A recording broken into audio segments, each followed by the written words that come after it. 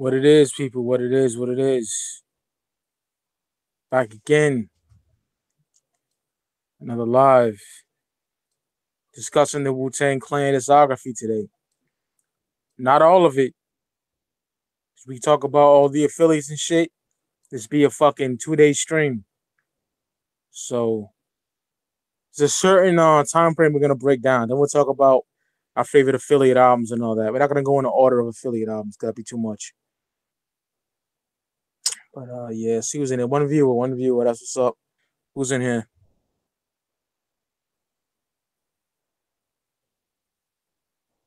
Who is in here?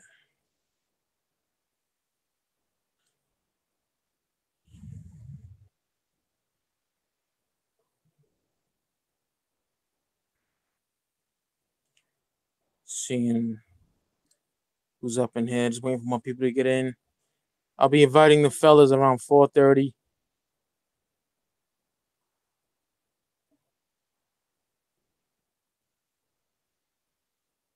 Yeah, one viewer. Who's up in here? Make yourself known. Steven, what up, bro? Can you hear me? I have to ask that. I know it's all the time because just to make sure, you know what I mean? Just to make sure, because you never know what these fucking technical difficulties with my phone. I'm buying a new phone soon. All right, good money. All right, yeah. Now I got two people in here. That's what's up. Yeah, man, these is just mad fun. You know, really enjoy this shit. Three people in here. Break digger, what's popping, son? Yeah, Brick Digger. I'll tell you right now, yo, the Wu, like that's my favorite shit in hip hop. Period. It might be up there with like the early Mob Deep shit. Seriously, it might be. Yo, I'm gonna charge my phone by 4:30. I shit charged up. Yeah, all right, Steven. Yeah, my shit charged up right now. It's charging to got 2% more to go, and it's pretty much charged.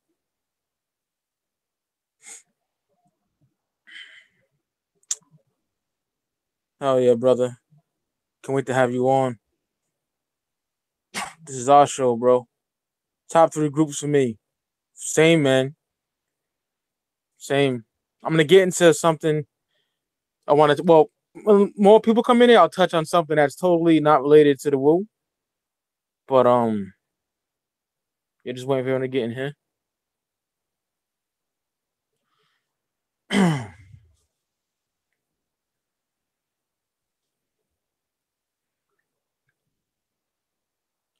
What it do? What it do?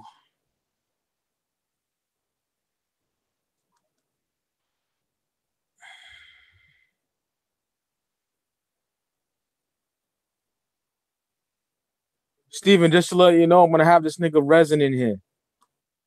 You know, we pretty much he comes off respectable, so I pretty much hope he's not gonna be like that Curry character.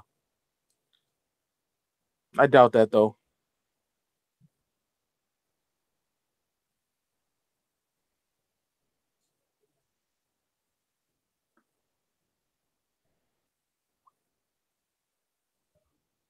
Yeah, Break Digger. He don't seem like one of them niggas.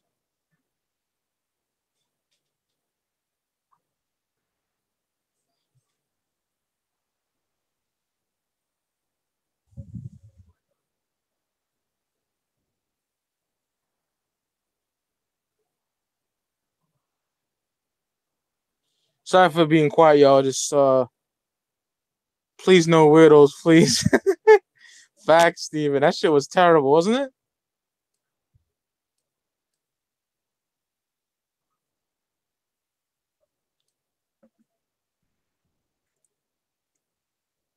See if this shit's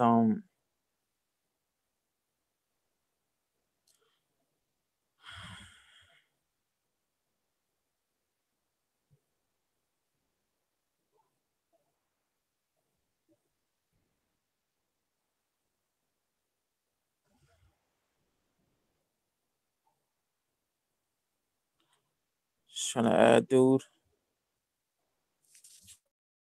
Excuse my quietness.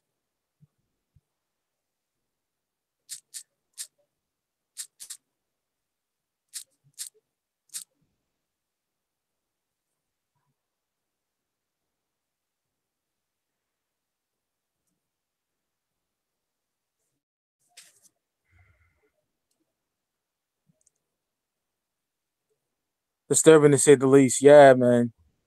Oh, fuck was that? And I knew you were getting annoyed once I seen your face. You were like, "What the fuck? What's good, Resin? What's good?" Yeah, saying he's trying to join the call. Yeah. Okay. Yeah, that dude was whack.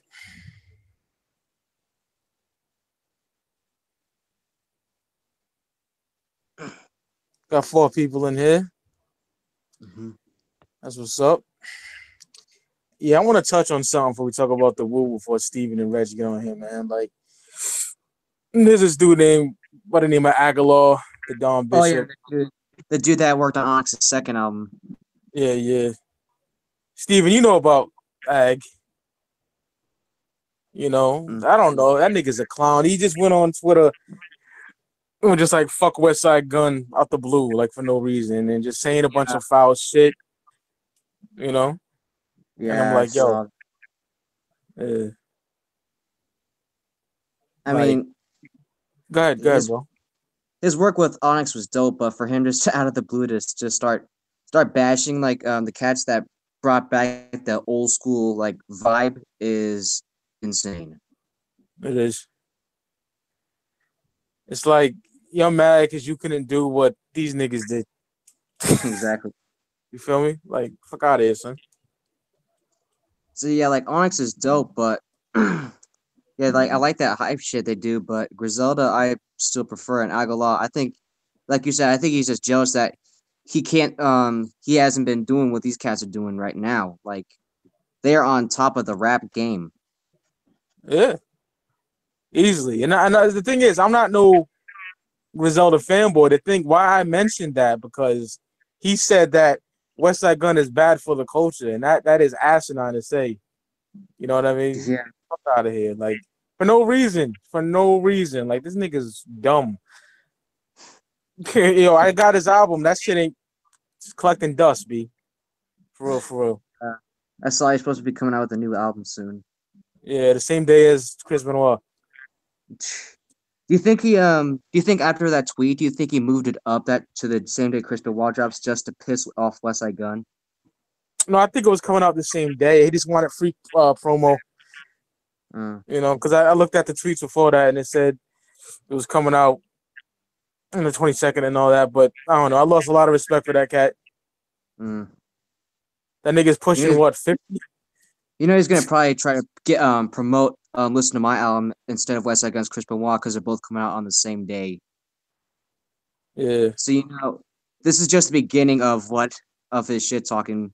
I think because yeah, like his new albums come out the same day as Chris Benoit, so I think there's more he's gonna say. More than likely. But, like, this nigga ain't been popping since I was in high school. So, that was years ago. Yeah, Osvaldo, what up, bro? What up, I know. Osvaldo? Jedi Mind Tricks is dropping a new album the same day as Chris Benoit. Yeah, which I like everything from them so far, except this last joint I wasn't feeling, bro. I forgot the name of that shit. Some fucking happy ass beat, look like a Disney movie. The video was trash. And I just keep it real, man. I don't like that shit. The other shit's fire though. I heard like 3 singles that were really dope. Yeah, and I forgot to I saw they do have a new single off of their album. I still haven't checked it out yet. I'll have to do that tonight. Yeah, it's not that good in my opinion, to be honest. Uh, so, in your opinion, what was better, Nasir or Revival? Shit, not it, man. Hey, you know, at least I like something on Nasir. Yeah, there's only 2 tracks on that album I liked, and like Cop Shot the Kid. I like Nas's verse, I think, but Kanye just I think tarnished it, and that beat is again so repetitive. Like he could have just had like the hi hats from the show as the main beat, and he could have just used that Cop Shot the Kid sample as like the hook or something. Yeah, like it would be good if they sampled it right. Like I told my uncle, I was like, "Yo, this could work, but not like that." Jesus I know. Christ. There's multiple excerpts he could have used. Yeah. Oswaldo says Revival was trash. Yes, it was. That was the worst album that I heard last year. Oh, no doubt, man. I would go as far as saying one of the worst albums I've ever heard ever. Like, period. Seriously, yo, this shit's fucking garbage. I will never listen to that album again. Oh, I haven't, man, since Christmas time, yo. Fuck out of here. Yeah. You know what's crazy? That album came out on the same day as the 25th anniversary of Dr. Dre's The Chronic. That's nuts. I was waiting on that GOAT to be the savior, and it was. Yeah. I still remember seeing that meme with like the Yu-Gi-Oh guy when it had Revival and GOAT. Yeah, I made that shit. Hey, fuck out of here, son. That shit's trash. Nasir versus Chris Benoit was pretty much like the June 2018 version of that. I agree. You know? And I was all happy. I'm like, oh shit. Nas can hold me down until Benoit comes out. Yeah, for like 2 tracks. Yeah, nope. Sucks. I was on the floor from boredom when that track Everything came on. It was like nearly 8 minutes. Yes. All that fucking singing. Oh my god, that was so cringy. Yes. I hate that fucking song. It's terrible. Like Money Miz said, there should have been more scratching, less singing. Yes. Like I had to re-listen to that album twice to get to the review, you know? And it was torture for the most part. That song especially. Yeah. Well, that wasn't the same thing for Revival because that was like it took up the entire disc data, like 77 minutes, and you didn't have to re-listen that twice. I know, dude. I listened to that once and I couldn't do it again. It's too much. I only asked for you to send me that zip file just out of curiosity because I knew it was gonna suck by the track list. I know. I knew it too. And the singles and shit, though. Yeah, just so I could have like an honest opinion about it. I will never listen to that again. Oh, I feel you.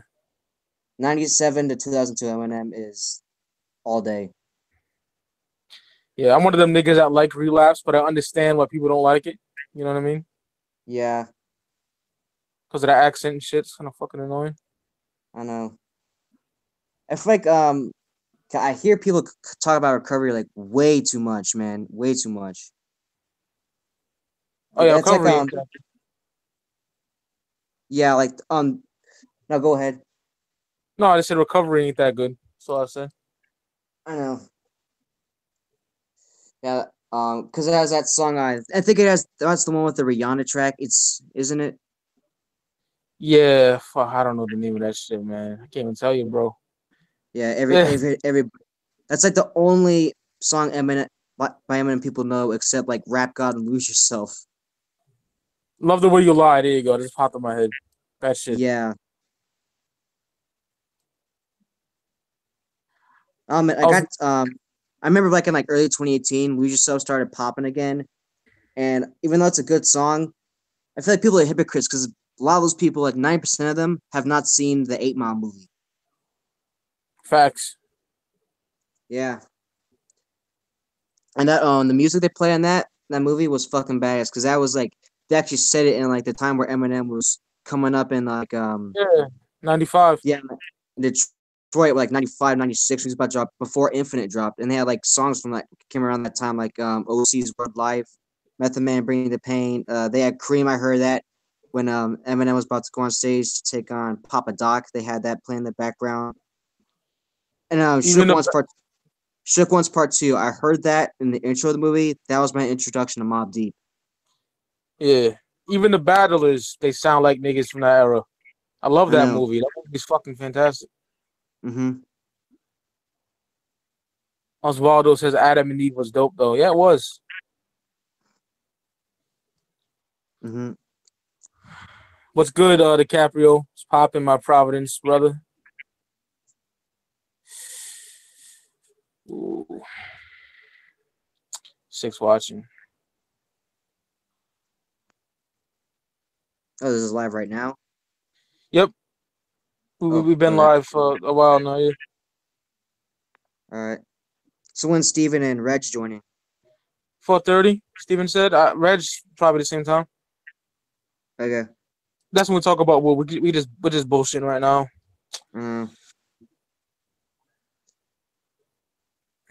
I saw the Money in the Bank results. They had Ronda Rousey draw to Nia Jax, and then Alexa Bliss cashed in Money in the Bank and won. I seen that. Like I That seen it was, as like a thumbnail on my YouTube channel. Yeah. I know. I think that's bullshit because they not only did they waste Rousey, but they wasted the Money in the Bank briefcase. Yeah, look at that company, man. I'm telling you, once they have me for a little while, then they just lose me again. Yeah. Oh my god. NXT I fucking adore, but ugh. Yeah, they recently Other than had their that, pay-per-view in Chicago. I watched that. I watched the whole shit. My uncle, yeah, Mm-hmm. love that shit. Still waiting for Sanity to debut because they've been held back. Like they were supposed to debut like last month, and then I don't know what's happening. I know. Because like in April they were like heavily advertised to debut like on SmackDown. How about Almas? Did Almas debut yet? Yeah, almost. It's already debuted. Who do you take on? Uh, I don't know. I've seen a match he did on SmackDown, and then I haven't really heard Yeah. about him doing. I haven't really heard about him doing anything else in the main roster afterwards. I'm so worried about him because that guy's fucking incredible. I know. Johnny Gargano's fucking amazing too. Tommaso Oh Ciampa. yes. Oh yeah, that match was dope as shit. Mm-hmm. Violent as fuck. You know, that whole style of NXT is completely different from the main roster. Completely I different. know. You can tell that once they call people up to the main roster, they try to like they'll have a match where they show off how they perform in NXT, and then like the next week they're completely watered down. Yeah. I hate that shit. Pisses me off. I know. Oswaldo says, yo, I just received my Rock Marciano World Blood Revenge 2 vinyl in the mail. Dope. I want to Need to get get his that first two CD. albums. I want to get his first two albums, but those are like really rare to find on CD. And if you do find, they're like insanely expensive. I know, I hate that shit. Like the only albums you You can know, find are luckily, Marcy. You can only find like Marcy Bacoup, Rosebud's Revenge 1 and 2, and that's it. luckily I was, I discovered him around that time. Well, I knew him before because of Anarchy and all that, but when I really started getting into solo stuff, that's when, and I got it. It was even out of print when I fucking got it, and I got it the same year it came out. Stupid. That shit must have sold fast. Yes, because it was, they were pressed on them really, probably like a low rent label or some shit. So I think I can think of. Yeah. I know that Rock Marciano, he has Emerald single on Mass Appeal. He needs to get signed to Mass Appeal and like reissue those first two albums because I need those in my collection. Yeah, those are masterpieces. That what started all this, in my opinion. Yep, it started the whole golden era resurgence. No doubt. Bronson too. Like he was up. Dr. Lecter, Jesus, love that album. Yep. I got Rock's whole catalog on vinyl. That's what's up, Osvaldo. One of my favorite MCs of all time. Yeah, it's pretty crazy because you can get like the Rock Marciano Marsburg vinyl for like $20, but if you find it on CD, it's like $80. That's nuts. And I don't like that Marksburg repress when he's near like it's like fire or something behind him. Yeah. Cause they take off a song, man. Pisses me off. I hate that shit. Yeah, and I prefer the original cover too, where it's just like it's cloudy outside and it's like it's like the Long Island or Hempstead skyline. It's really cool. Yeah, I love that shit. It's one I got, luckily. I know he dropped a Marsburg EP on vinyl. I wish he kept that like fire cover. I wish he kept that for the EP and the original cover for the LP. Yeah, I agree. I'm real picky with shit like that. You know that. Yeah. I'm extremely picky with shit like that. Yeah, like when I tried to get my I got Twisted Cryptic Collection 1, I wanted the OG because the disc wasn't full color, and then like the O2 reissue, It's the disc is like all red, and I was like, and I blindly bought it off eBay for like $10, not knowing if I was gonna get which pressing, and I got the OG in the mail. I believe I have the OG too. And Yeah, one I have to because I got that shit when it first came out. So sweet. same thing with Cryptic Collection too. I got the Mad Drops joint. Those are my two favorite cryptic collections. I got the 2011 reissue with both their faces. And it's crazy Yeah, because if you go inside the booklet, it actually has both the covers spliced together. I'm thinking, why couldn't they just do that as like the actual cover? Because that for the reissue, that would have been cool. fuck yeah. I love those dudes to death. Yeah, Seriously, like that, big part of my life for real. I know. I grew up on them. Fuck yeah. I was like, Seriously. what? I used to put my hair in spider legs and all that shit. That's Yeah. my shit. I remember I went to Twisted to see I went to the Midland in Kansas City to see Twisted like in 2012 when they were on the Chaos and Chronic tour with Cottonmouth Kings, Yeah, which I can't was stand them niggas. yeah. I was Unfortunately, kind I seen them live a lot. Unfortunately, because they were opening act, you know. I was kind of into them like last summer in 2017, but I haven't listened to them since. But yeah, I saw them. I remember the Twisted when they went on stage. Had this like this really spooky intro, like before they came out, and they came out to "We Don't Die," and it was awesome. Yeah, that's dope, man. Mm-hmm. I would And say I was my favorite show completely was. blind. Go ahead. Tour exclusive CD. They had the Chronic collection out at that time. I didn't know that because if I knew that, I was probably gonna try to pick it up, even though it's like all smoking songs. It would have been cool because I would have had a rare CD. Yeah, they do that a lot. I'm still The waiting for them shows to and shit. drop Cryptic Collection. Still waiting for them to drop Cryptic Collection 5 because they've only done like the Valentine's Day edition. Like they did like the Smokers edition. I But want some shit that's like. Go ahead. I'm pretty sure they got like a lot of dope shit in the vault. They could release on CD. Yeah, I would kill to hear some Most Tasteless Freak Show leftovers. You know. I would love to hear like yeah, like some Most Tasteless / Mirror Mirror Green Book era leftovers. So, yeah, that's my favorite eras, man. Mm-hmm. I pretty much like 98, everything they did. Pretty much. yeah, 98 to 03 was their prime era though. I agree. There's two albums I don't like, and that's Mutant and that fucking other one. I forgot the name of that shit. The newest joint. Don't like it. The continuous evolution of last questions. There you go. I'm not a big fan of that, to be It's honest. a I don't know what I it is. mean, to me that's a solid album, but it's not an album that has like very good replay value. I agree. And not to have two kind of weak albums in your catalog that's pretty good. Yeah. I mean, Largest as there is.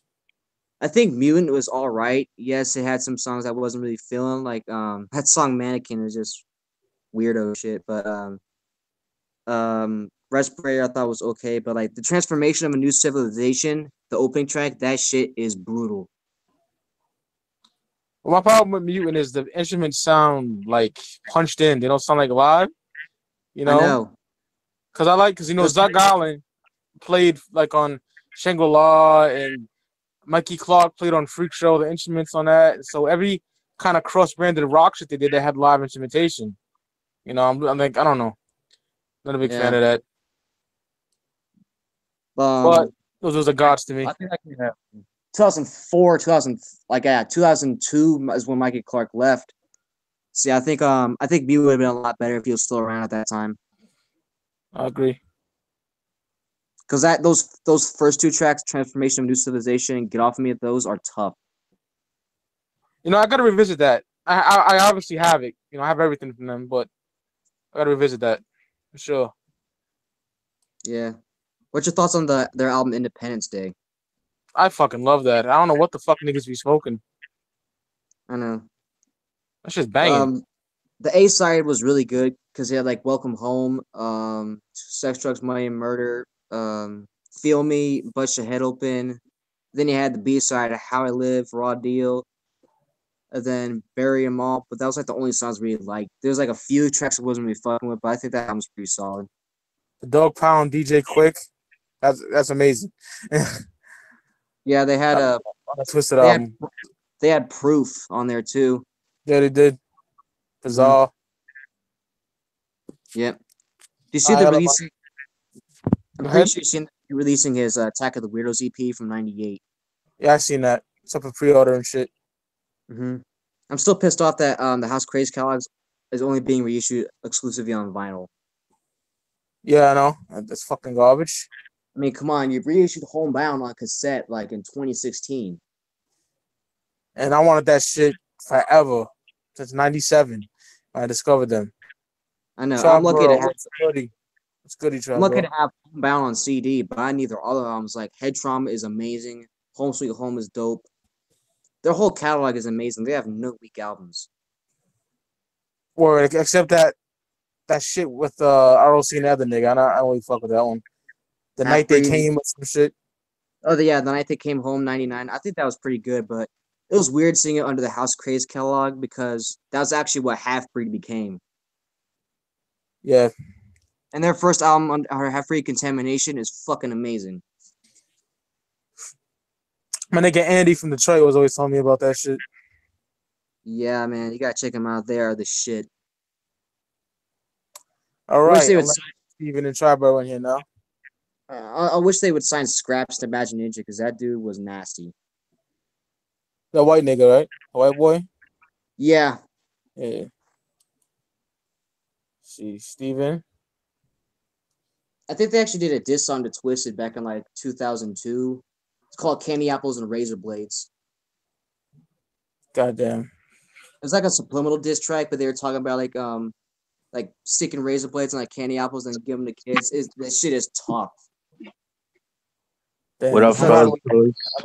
What up, Steven? What's popping, my nigga? Chilling. Resin, welcome. Welcome to the crazy chat. Yep. Triboro, peace, man. What's good? He said he hit me in the DM. Let me get that. I wasn't even paying attention. My bad, dog. All right. Give me your email again, Triboro. Oh, I'll be right back. No doubt. Right. Great Digger, peace. Osvaldo, peace. Flairnado, peace. Ryan, peace. Darren, peace. That's what's up, Triboro.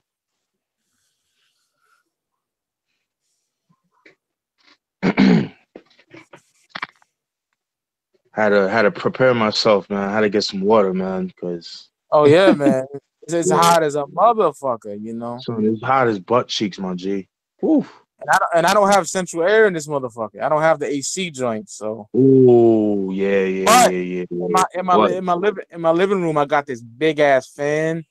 Okay. Dog, that shit feels good as a motherfucker, you know. There you go. Let's see. I gotta stay in my van to get AC. You know? And struggle is real. That's yeah. I hear you though, man. Yeah, because here's the thing, Steven. Like, if I get an AC, right, Right. the fucking electricity will go out because I tried it before, and the landlord gotta fix that. The landlord gotta fix that, dog. Right. So once he fixes it, a way around it, maybe I can get one. Hopefully, you know. Right. This is, and they're not that expensive. You get one for like probably 300, 400 maybe. The window units, right? Yeah, those joints. Yeah. I like going to my nigga Frank house, just smoking by the AC. That's mad comfortable. Oh shit! You know? Yeah, I could only imagine. Yeah. That's like my only friend in real life because other niggas is faggots out here. You know, I got mad niggas from high school on my page. They don't even bother with me. So do you think? Right, no doubt. All right, let me hit Triboro up. No doubt. Have you heard from Reg? Yeah, I don't think is Reg even on here. Let me check if he's on Facebook. Hold on. Yeah.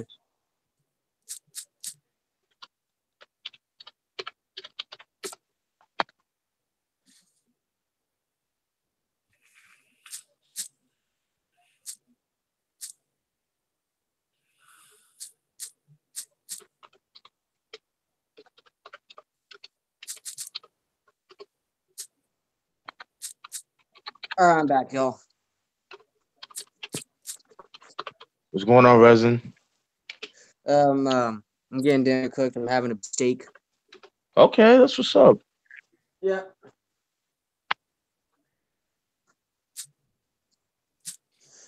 Yeah, I heard you guys talking about a little bit about the House of Crazies and stuff.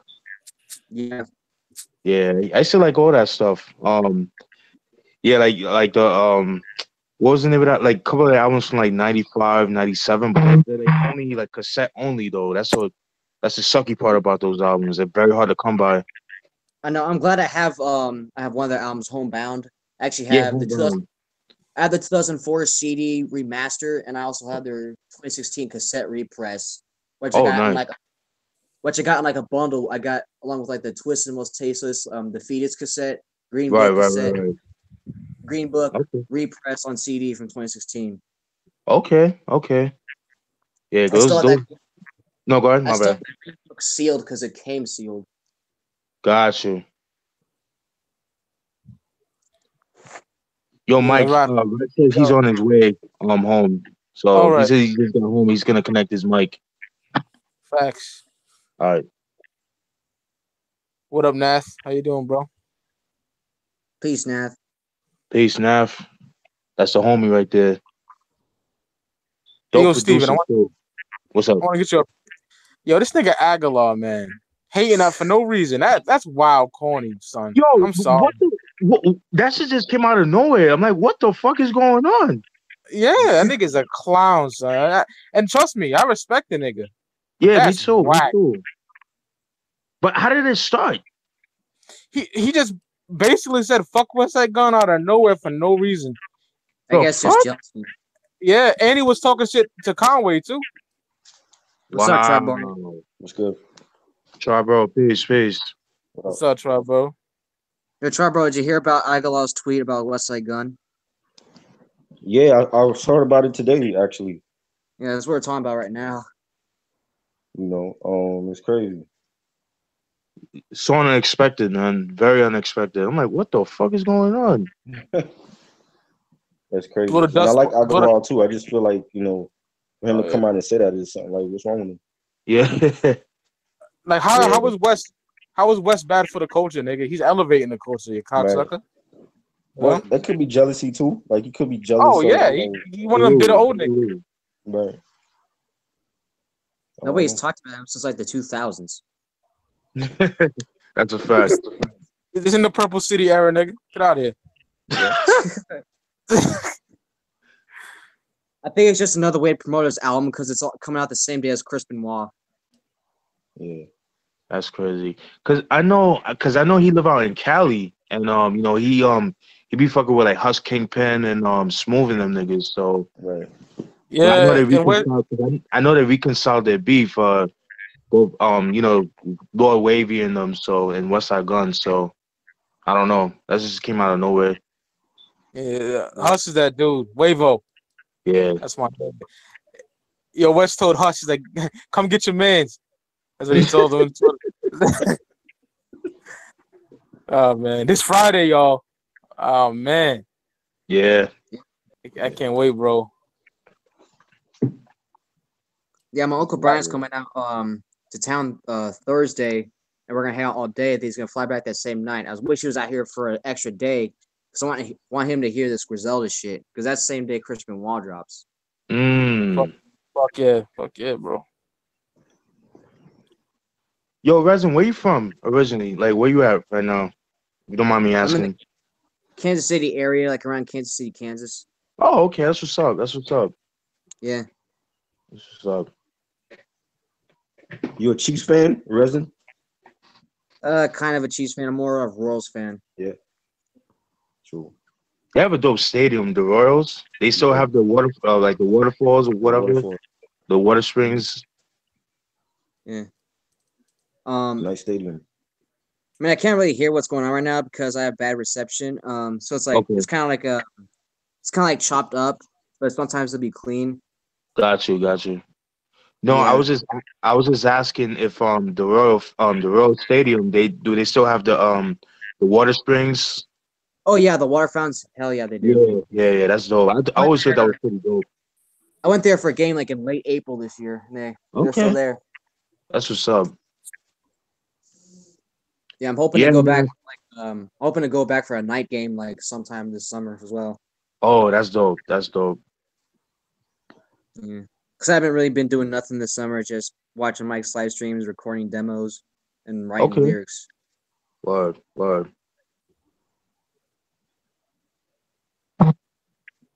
You know, Chris Benoit. That's gonna be the album of the summer. No doubt, Album of man. the summer, album of the year. Yeah. You see the production lineup, nigga? It's crazy. Jada and Buster, like, Pete ooh, Rock, yes, Alchemist. Alchemist. That's Static like a Supreme. dream. That's a dream. Like if you wanted to do an album, that's the dream album that you would want. What's up? Word. You know. What up, Reg? What up, Reg? What's up, Reg? Reggie Reg, peace. I'm the only one on camera. I don't see nobody else. Nah, I could put myself Yeah, I'm on. not on But that my hair's all fucked up, so I just have my shit off. I don't like put my shit on because I gotta hold the phone in my face for hours, and that shit's annoying as fuck. I feel you. Yeah, I have my camera off, so I hopefully my phone like this call runs better. Yeah.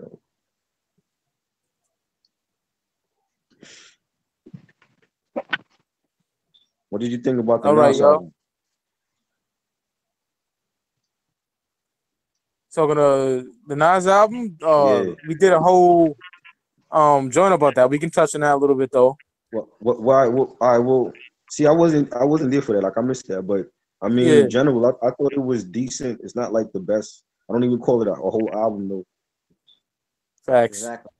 You know, it's like an EP to me. You know what I'm saying? But I mean, I don't want to hear Kanye do a whole Nas album. Like it was okay for what he done for him, but for like a whole album, I don't want to hear him do like a whole album. Man. Right. You know? Yeah. Well, I know like Crime Apple when he dropped Met Roletta, it was originally just 7 tracks, but it also had 3 bonus tracks, make it 10 songs in general. So that was an actual album. Right. But now you got like Kanye trying to do like 7 songs only with Pusha T, Nas, and his own album, which that doesn't work. Those are EPs. Like, And I think the Locksmith and the Apollo Brown EP was much better. I need to check that out though. But Yeah. that was like about 8 songs on it. I gotta check that out. Yeah, it was dope. You know, but I mean, I don't know. Kanye for a couple songs I could tolerate, but for a whole project, it's like nah. He gotta have other producers on it. But you know, Triboro, I feel as though like Nas went for the hype, and Kanye has all this hype around him. You know what I mean? Because he could have easily done an album with Primo, Large Pro, or anybody like that. But I just felt like with Nas, with his stature, where he is now in life, his status and things like that. I get like I might be bugging for saying this, but I feel like he probably feels above them cats. You know what I mean? I agree with that. Yeah, I've always thought that. I could be bugging about that, but I always thought that. You're right. Yeah.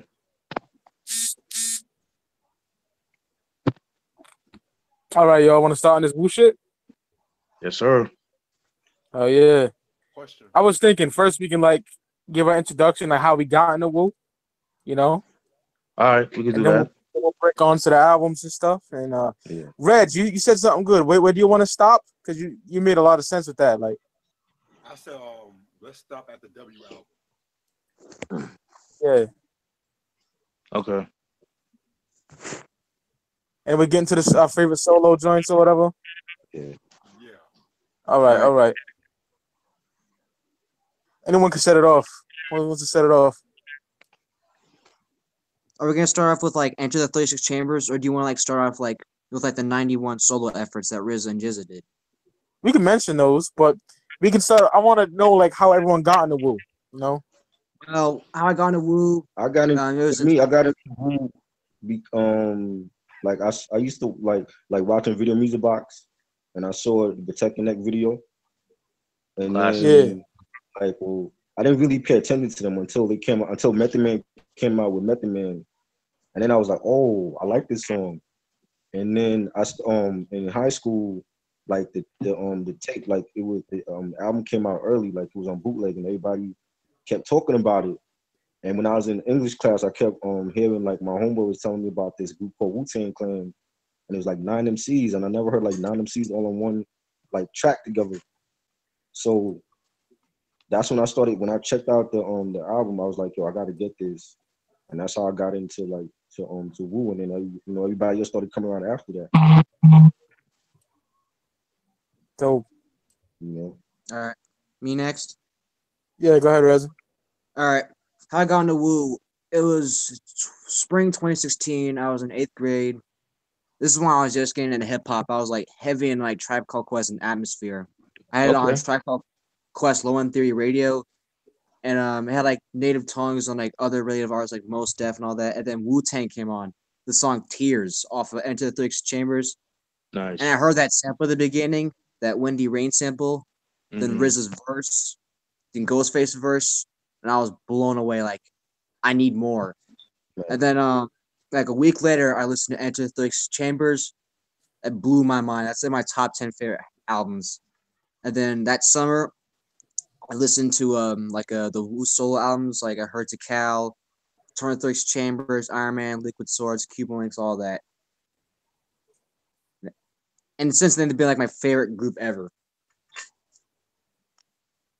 Dope. I'm gonna go last. Steven and Reg can take that. You can go, Reg. To be honest, when I first got into Wu-Tang, the first Wu-Tang song I really did hear was that Ghostface song, Back Like That. You remember that one? Yeah, Fish Girl. Fish Girl? Mm-hmm. And I was like, damn, this nigga's really going lyrical. It was the video when he was confronting the girl or some shit. And then I heard the Cream song a couple months ago, but I didn't really become a fan until I heard Protect Your Neck.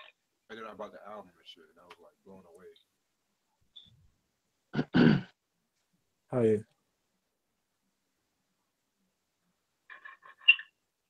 That's all, Reg? Yeah, that's all. All right, bro. My introduction to the Wu was actually back in the 93, 94. I remember hearing I remember like living in Queens, like, you know, the drug dealers, man, they used to play Cream on the block. You know, they used to have the Acura Legends and shit like that. You know what I mean? I used to hear Method Man on Kiss FM back 98.7 Kiss FM, rest in peace. Just hearing that, and then obviously, you know, I'm 6, 7 years old. You know, I'm not gonna know who they are, but the beat, like the song, I do remember. And as I got older, you know, I forget who it was. And next thing you know, I've been a fan of them since, man. So that was my introduction, pretty much like 93, 94. Dope. Yeah. Me, it was 1993. I don't know if I know Steven's old enough, and I know Tribero's old enough. Ever hear of some VHS tapes called Rock Music Monthly? Yeah. You get them in the mail? Yeah, yeah. Mm-hmm. Well, my uncle had it in 93, and it was a 93 joint, so it had KRS, Sound of the Police, it had the Alcoholics Only When I'm Drunk on there, Master Ace, one of the Cheap ass Slaughterhouse nigga. joint. Right. Yeah, that joint. Yeah. Okay. Yeah. That Maniac Dum Dums Busted Scientifical. That shit. Yeah. And I was like, I was enjoying all those videos, but when I seen the mystery of chess boxing, my nigga, yo, I was blown away. I said, yo, fuck Power Rangers, nigga. I'm putting this down. I'm getting into music. You know what I mean? Right. That made me buy cassettes. You know, Okay. that. Like before that, I heard Yo Bum Rush the Show and Long Live the King on vinyl. You know. But once I seen that, my dude, it was a wrap, you know? Because I'm into ninjas and all that shit at that age. Right. You feel me? Here, so when I seen that, I'm like, yo, these niggas rhyming, and it just blew me away. Absolutely blew me away. Then I got Enter the 36 Chambers in 95, along with Ready to Die in 1999. So that's my story. Yeah, that's what's up, yo. All dope stories, by the way, too. Appreciate it. Oh, yeah. You want to get in Jizz? Yo, no problem. Want to get into Jizz and RZA solos, or just get into the 36? Yeah, we could do that because they're like pretty much like the founders of Wu. You know, they were like the foundations and shit. Yeah. The nominations for the BET Awards. I'll go quick. I'm not too familiar with Words from the Genius. Like, I heard it.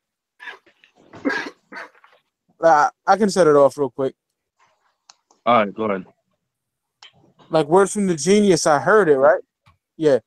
I heard Words from the Genius, but I got to revisit that album. You know what I mean? Right. And I was like, it's all right. But, you know, I already hear Liquid Sword, so I'm like, I was expecting something like that. You know what I mean? Right. And I was like, oh, that's okay. And as far as like Prince Rakeem, I'm not too keen on that, to be 100% honest, yo. Nah, you know, that's all my thoughts on that shit. Basically. Okay. Anybody else? Yeah, I heard a few beats on this project, and yeah, Easy Mo beat did his thing, but the only song I heard from this one was the title track. It was okay. I didn't hear the RZA one though. I didn't hear that one. Resin, you want to go? I've heard some X from like the Prince Rakeem and the Words from the Genius. Haven't heard Words from the Genius fully, but okay. I've seen the Come Do Me video. It's pretty funny compared to what he did like after that. Right.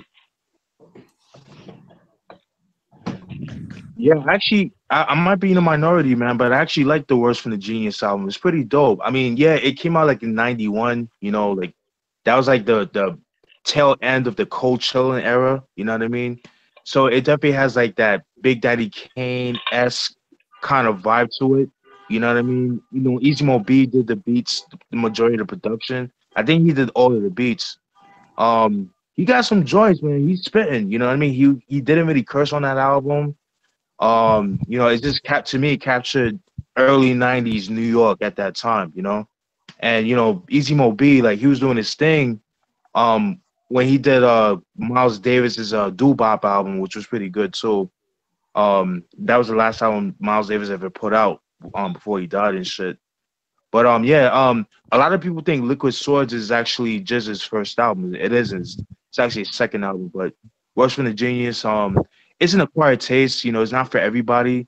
So if you guys don't like early '90s hip hop, like that sound, then you guys probably won't like it. But from what I heard, Easy Mo B said that he has a whole bunch of demos that he did with Jizza, RZA, and Old Dirty Bastard, and I would love to hear those in studio quality. And that's pretty much it. Yeah, they had like a offspring group together, right? Like RZA, Yeah, ODB, all in together now. All in together now. Yeah. Right. But That was like in the '80s. Wasn't it actually called Force of the Imperial Master, or wasn't that like a song they did? Say it again? Oh, wasn't that group actually called Force of the Imperial Master? Because I looked that up on like, forgot what it was on, but I saw it was called Force of the Imperial Master, but they made a song called All In Together now. Or it might be the other way around, I don't know. Could be the other way around, but you could be right. I'm not sure, but I think it was All In Together now, but yeah.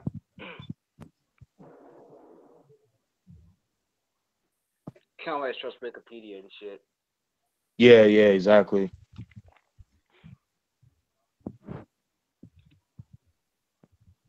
Triboro, what's your thoughts on those joints if you want?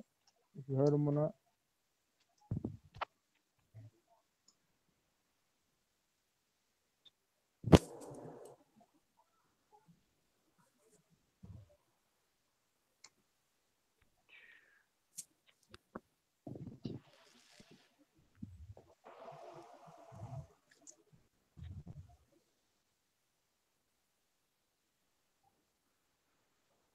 Y'all there? This taker. Yeah, we did. That guy actually has like bacon around it.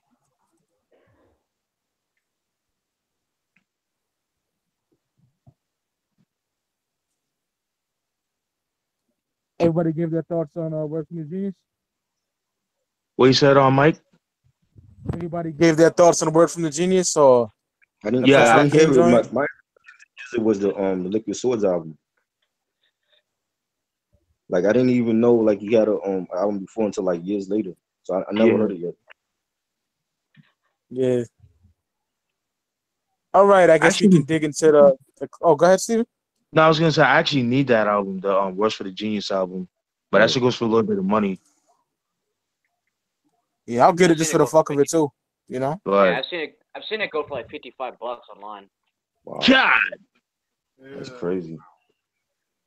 Yeah. it is cold chilling. So yeah, that's true. That's true.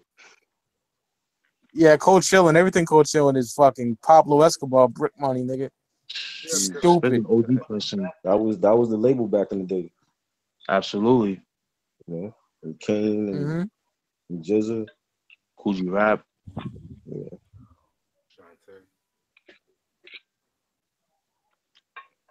All right, so I guess we could start with the 36 Chambers album. Yeah. I love that album. Bonafide I especially classic. the intro. Like the intro is like one of the best to me.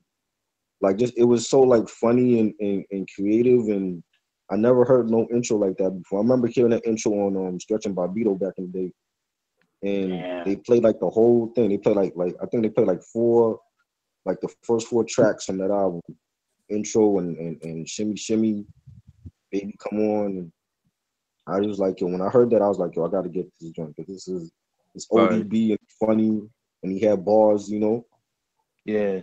and the production was like vintage RZA production. Mm-hmm. You know, and I feel like that album is slept on. Like when it comes to like Wu solo albums, and they talk about like the best Wu solo albums, and I feel like people forget that one. Like they always say, you know, only built for Cuban links and liquid Yeah. swords and Ironman, but the people forget the ODB. They forget his like he had talent. No, I agree. I agree. Right? I I agree. love that one. The second one was okay, but I love the first one though. Yeah, the first one is Dirty. Yeah, Oh, yeah. Triboro. Rawhide. I remember Rawhide was on the Tales from the Hood soundtrack. Yeah, And yeah, yeah, yeah. Let me add him. I think yeah, it's. I forgot it. yeah, yeah. No, And Old Dirty's back. I think some shit like that. right. And the Snakes joint and you know cutting heads. I love all of those joints. Yeah, Even like the way that it was produced, like RZA left all the mistakes and like the editing was bad, the treble is off, the bass. He yeah. just left all those mistakes in the album and just make it like a classic just like that, you know? Right. But if you put an album like that today, niggas will fucking go crazy. Exactly. Like, oh, she should have made this better, and like niggas like to nitpick. Like, niggas, shut the fuck up, man. Like, You know. But it was great. I love that album. yeah, me too. We're talking about ODB. Talking about Enter the Yeah, 36, no? yeah. Enter the... No, Return. You talked about Return to the Yeah, 36 Chambers. the ODB album. Oh, because I thought we were gonna start off with the first Wu joint, but it's all Yeah, we good. could do that. Yeah, that album Even is even just a even bona fide classic. my bad. Even the first Wu album was like I said, like when I first heard it, I was like blown away because I never like heard like a whole group like with non-MCs on all on one track. And they all had their Right. own Yeah, style. Like they didn't sound like nobody back then. Like Method Man didn't sound like nobody, and Jizzy didn't sound like nobody, and Deck and Master Killer. So it was like non MCs, and they all had their own unique style. Like you don't even hear that today in today's music. Nope. You know, and that's what make them so great because it was like they all got even like the Offspring groups like Killer Army and Sons of Man. They don't sound like nobody that's out now. Right. You know? And facts. like these are legends in the game, and they still doing it and relevant even in this day and age, you know. And that's why I love them so much. They like one of my favorite groups, you know. And it's a timeless, you know, hip hop album. Like for anybody that want to get into hip hop or they don't, you know who Wu-Tang is, that's the first album you should start with. You start with that one, Yeah. Yeah, yeah. you know. That album's amazing to me. It's just the fucking 13 songs of fucking excellence. Like it's not one dud. It's 9 MCs doing their thing. I've had to pick a favorite track. Shit, man. What would it be, man? Probably Mystery of Chess Boxing, man, because they all caught a body on that. Yeah. You know, and Cream, of course, Clan of the Front. That's so underrated. That song is so Yeah. underrated. Fuck yeah, Bring the Ruckus. Yeah. Yeah, I love that joint. When I was a kid, I used to get pissed off about that album because it was so low. The cassette, it was like, God damn, this is low as shit.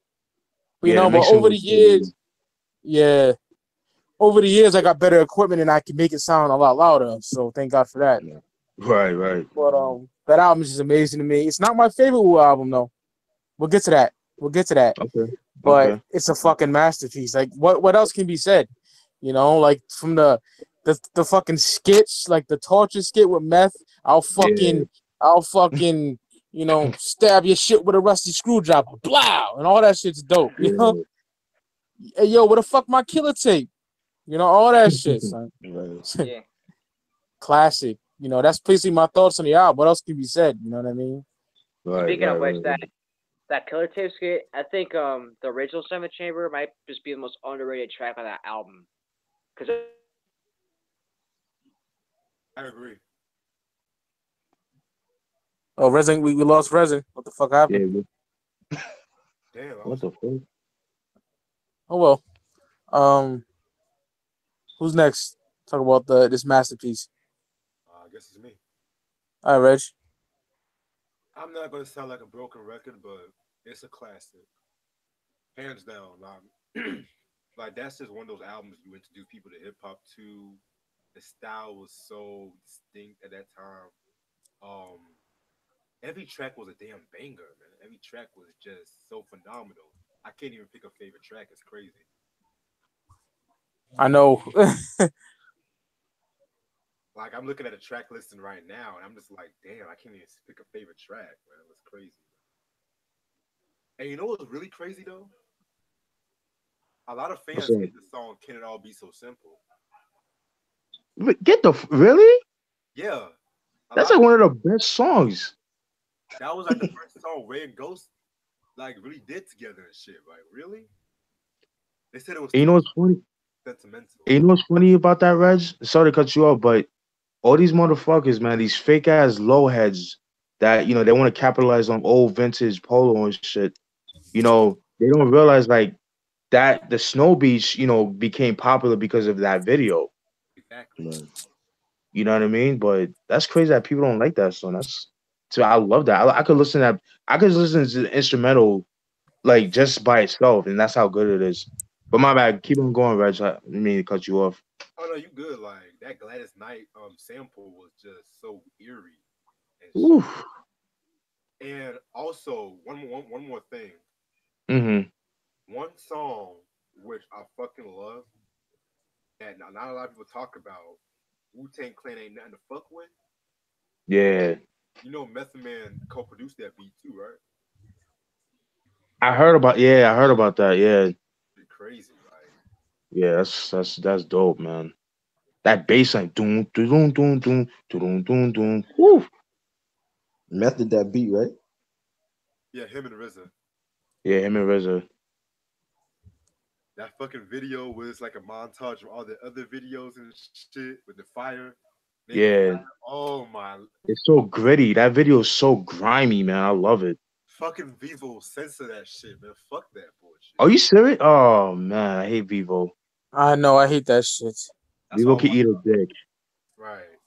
Official hip hop, man. Like raw dirty shit, but yeah. Same here. Fuck it.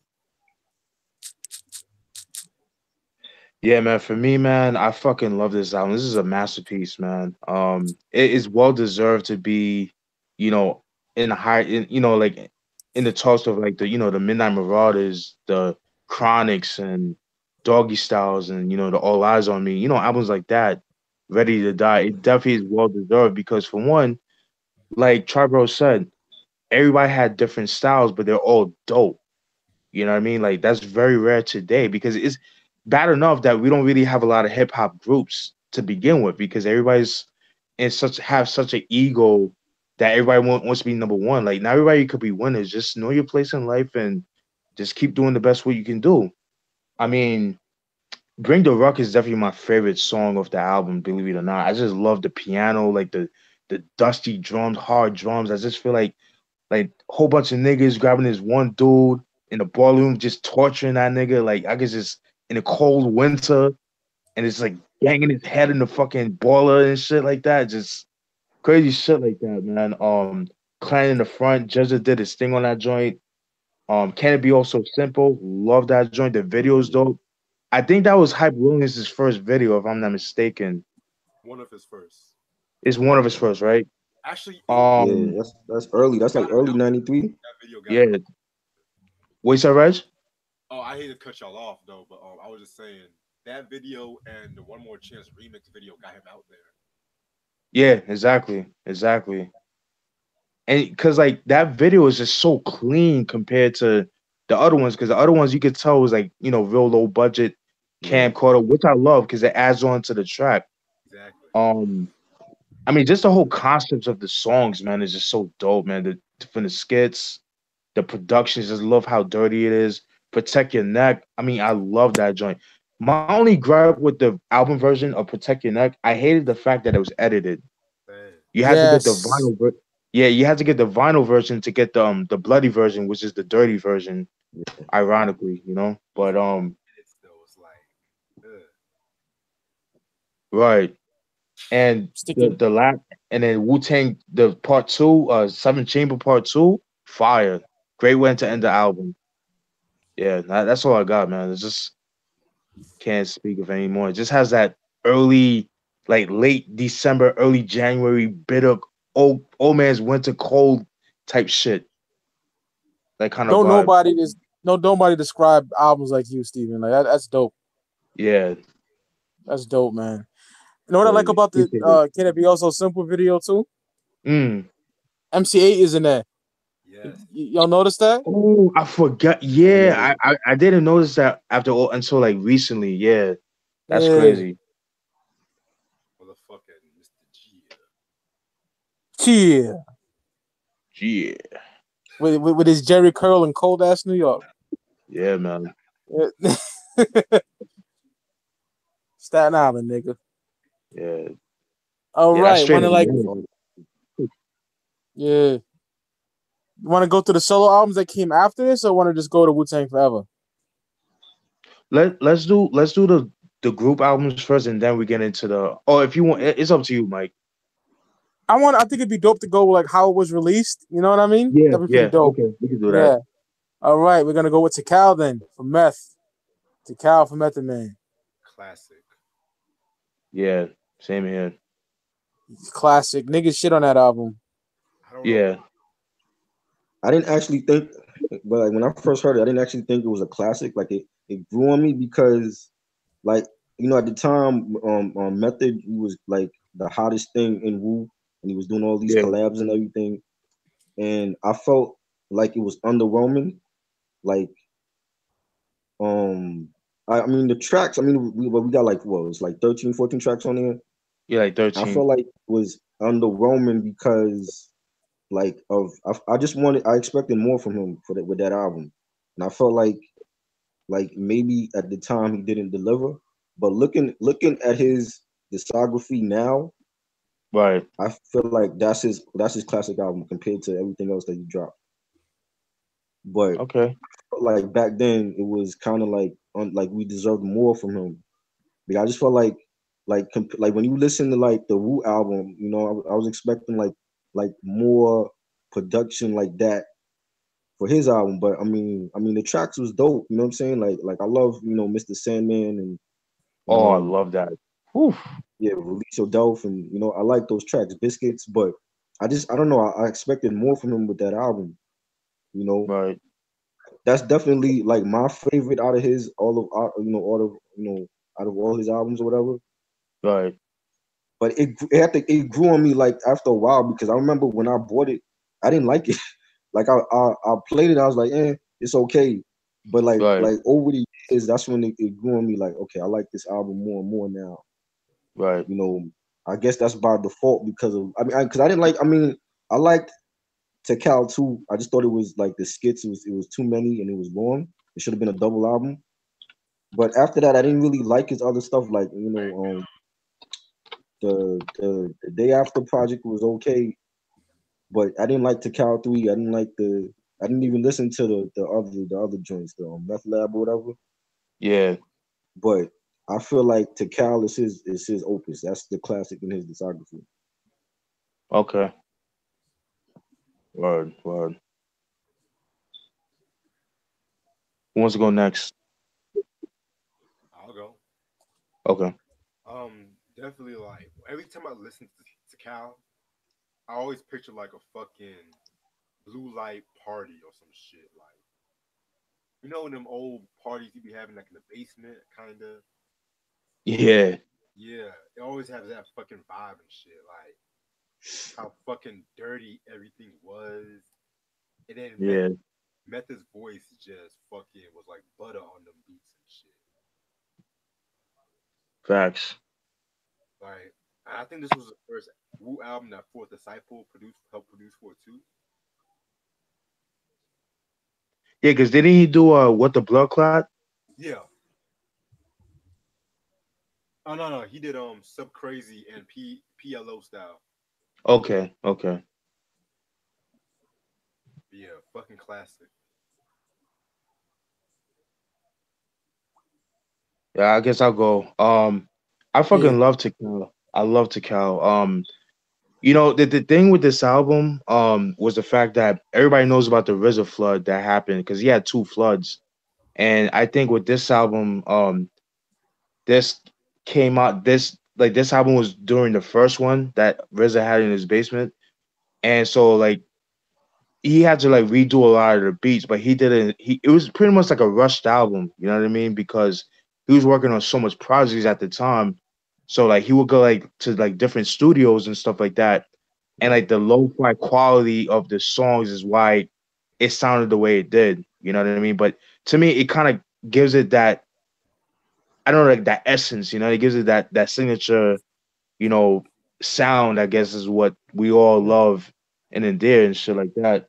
I mean, it's like I can't pick a favorite song because they're all dope. But if I had to, man, definitely like Stimulation, Mr. Sandman. I mean, dope. One of the illest posse cuts in hip hop.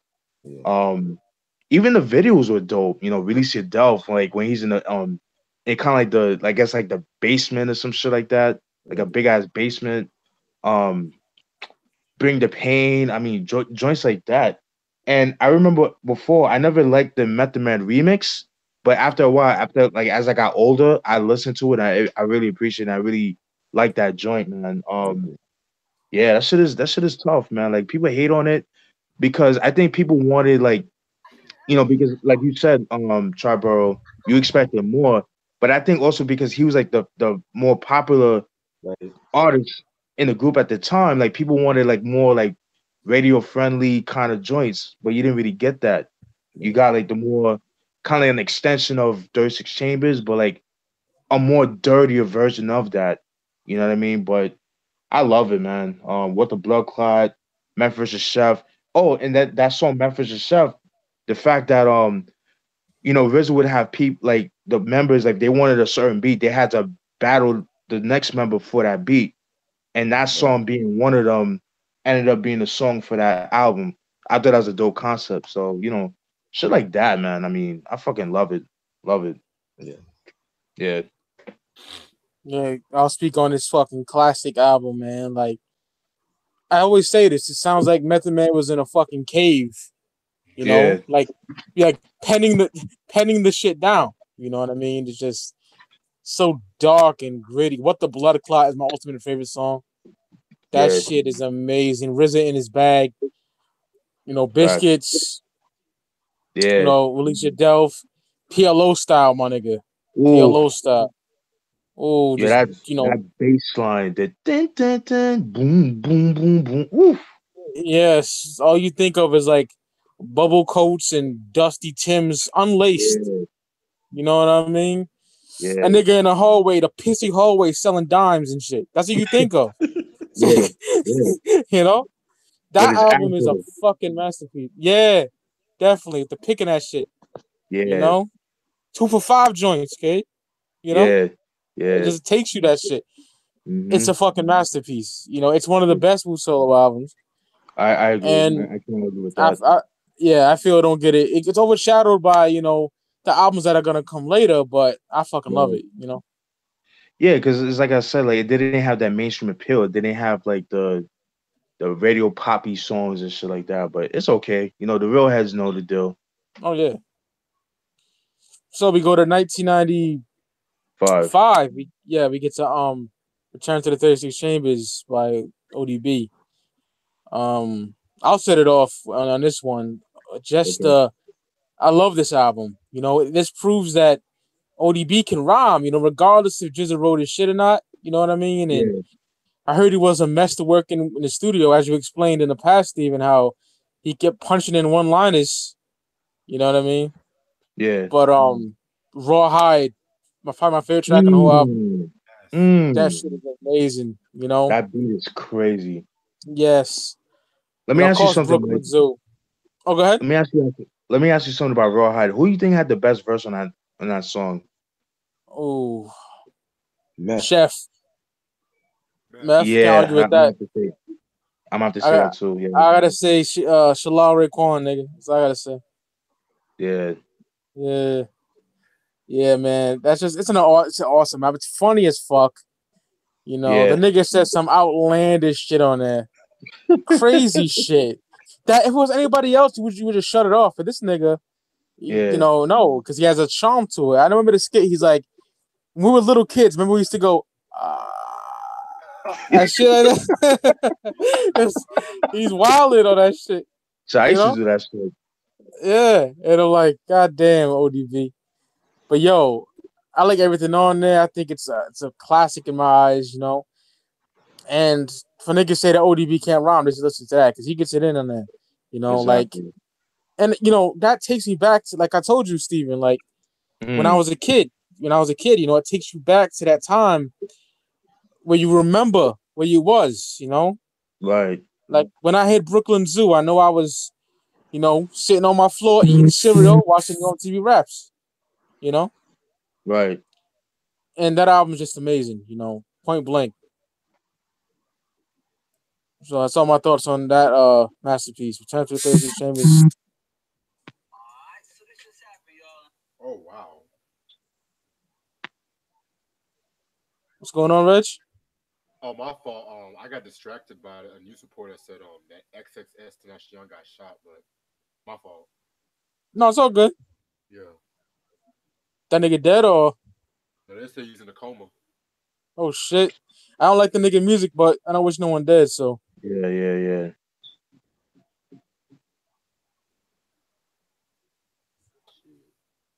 Is it my turn or?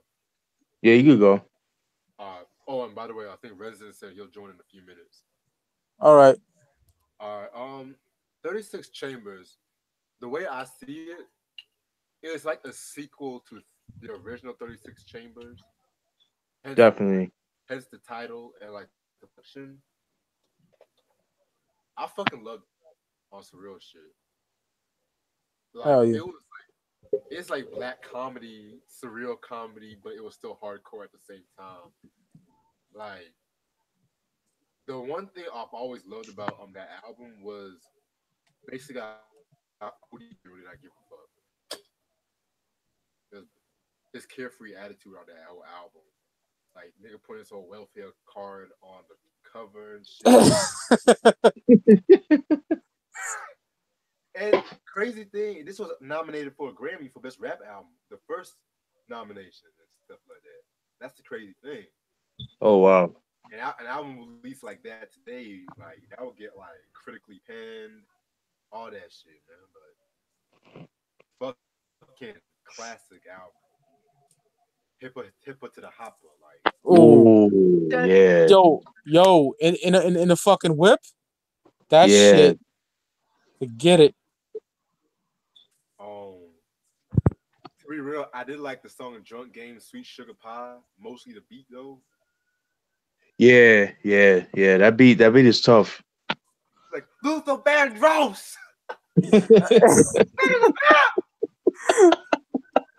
You do a good ODB impression, Reg.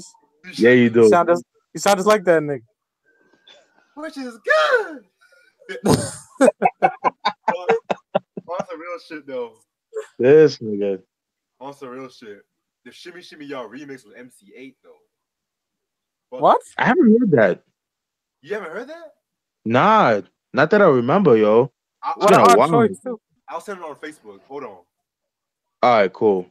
8 killed it. And even with this album though, you like it got him. I think that's why Mariah Carey wanted to do a song with him and stuff like that too. Makes sense. Yeah. Oh yeah, got E40 and MCA. I forgot E40 was on there. What an odd choice. Yeah. Yeah, that's all I gotta say. All right. Okay. Triboro, I think you touched on it, but any more closing thoughts? It's underrated. It's the underrated Wu solo album, and it was great. I just love the intro. I could just play the intro over and over again. I just love, the way he was just so funny, and every time I hear it, I just start laughing. Yeah, it's funny as fuck, yo. Yeah, like he could have been a comedian. Like he didn't even have to rap. Yeah. And I just love it. I just think that it was, the songs were dope, and the production and everything about it was good. Fuck yeah. All right. Now we get to 95 also. Oh, August 1st. I didn't get to speak. Oh, go ahead. Okay, No, okay, yeah, okay. So. Nah, you good. Nah, I'll try and make it quick. Pretty much what everybody said, man. Like Triboro, he explained it perfectly. Like, just how dirty and gritty.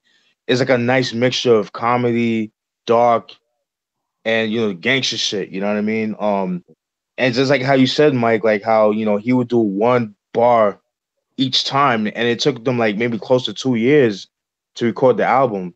And then you could tell like some of the beats were like made around the 36 Chambers era. You know what I mean? It just has that vibe, which I really like. Hence the name, the Return of the 36 Chambers. Songs like Shimmy Shimmy Ya, Brooklyn Zoo, Hip It to the Hopper, Raw High, Damage, Snakes. I think Killer Priest had the best verse in that song, in my opinion. What's your thoughts on that, Triboro? Yeah, I agree. He had the best verse on that. Yo, Killer Priest, whoo! Brooklyn Zoo, Brooklyn Zoo Part 2. I mean, Protecting That 2, Cotton Heads, Harlem World. I mean, we could go on and on. The Stomp is pretty dope. The Stomp, I think, is one of the most underrated songs off that album. I don't hear too many people talk about that. I myself used to skip over to the Stomp, but I love that joint. I love that song. But yeah, dope album. Like you said, Triboro, definitely one of the most underrated solo albums out of the whole Wu. And one thing too, I just want to touch on what I think RZA is such a genius. The fact that he had all the members join different record labels so they can make their own money. I think that's fucking genius. Like, who does that? Who would do that today? Yeah, like RZA could have kept them all on loud, but he didn't. Right. You know what I mean? He kept Ray on loud. Right. Deck on loud too, but right. Another thing I liked about the early Wu-Tang Clan, because for each, like, when I looked up, for each like money they get for the albums, they donate I think 20% for the Wu Foundation, so they all get the money and shit. Yeah, that's fucking dope, man. Some niggas ain't getting jerked. That's mad smart. That's why I put Right. word for RZA though.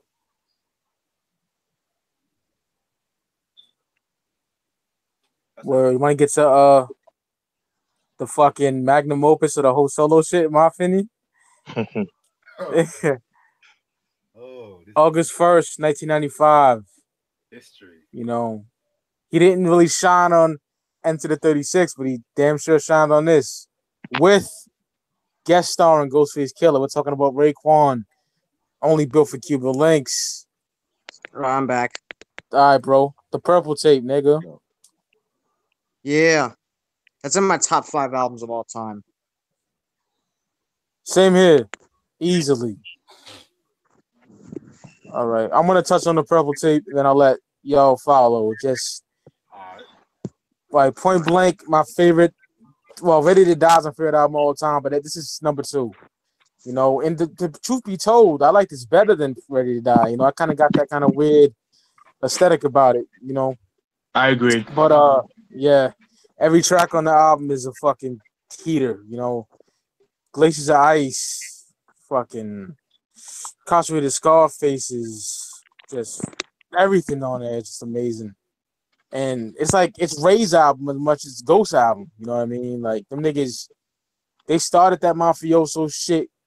You know, well, G-Rap I would say did, but they kind of elevated it. And even the slang, like you know, the Ayo and shit like that, and talking about dyeing the wallabies cream and blue and look fly for the summer. You know, all that shit was the next level shit. You know what I mean? Right. Facts. And the nigga had it purple. He kept the cassette purple because that's like you say he's slinging crack to the hip hop audience, and that shit was genius in itself. You know what I mean? Right. Like I got how you have the making of Reasonable Doubt on Double XL, Steven? Yeah. I have Cuban links like that. You know what I mean? Right. And Ghostface said them niggas was sniffing coke recording that album. You know what I mean? Like that shit's grimy as fuck. Yeah, I could imagine. Yeah. Explains the interest of knowledge God. Facts. And they're really sniffing coke on that shit. You feel Crazy. me? Word. And this is the era when they were, rap niggas gotta worry about the goon niggas. Nah, man. The goon niggas gotta worry about the rap niggas because they were taking niggas shines back then at the tunnel. Yeah. Yep. Like Ghost said they'll take a nigga in the bathroom and rob him. You know? These are like famous rap stars. What happened, Triboro? He stole Mace's chain. Yeah, he broke his jaw. Yeah. He broke Mace's jaw. Yeah. If I had to pick a favorite song, though, Wu Gambinos. Ooh, that beat is so. My second favorite track. Yeah, man, that shit is nuts, yo. I can't say enough good things about it. It's a GOAT album. It deserves all the praise it gets. You know what I mean? Like RZA was in his bag. Those beats are fucking insane. Everything's on it. Glaciers of Ice, like I said, the whole fucking album is just fantastic. Anybody else can go. I'm pretty much done with this. This is my favorite Wu-Tang solo album, period. I'll go. All right, Rich. Well, this is my second favorite Wu solo album. Surprisingly. But I felt like this album right here is a masterpiece.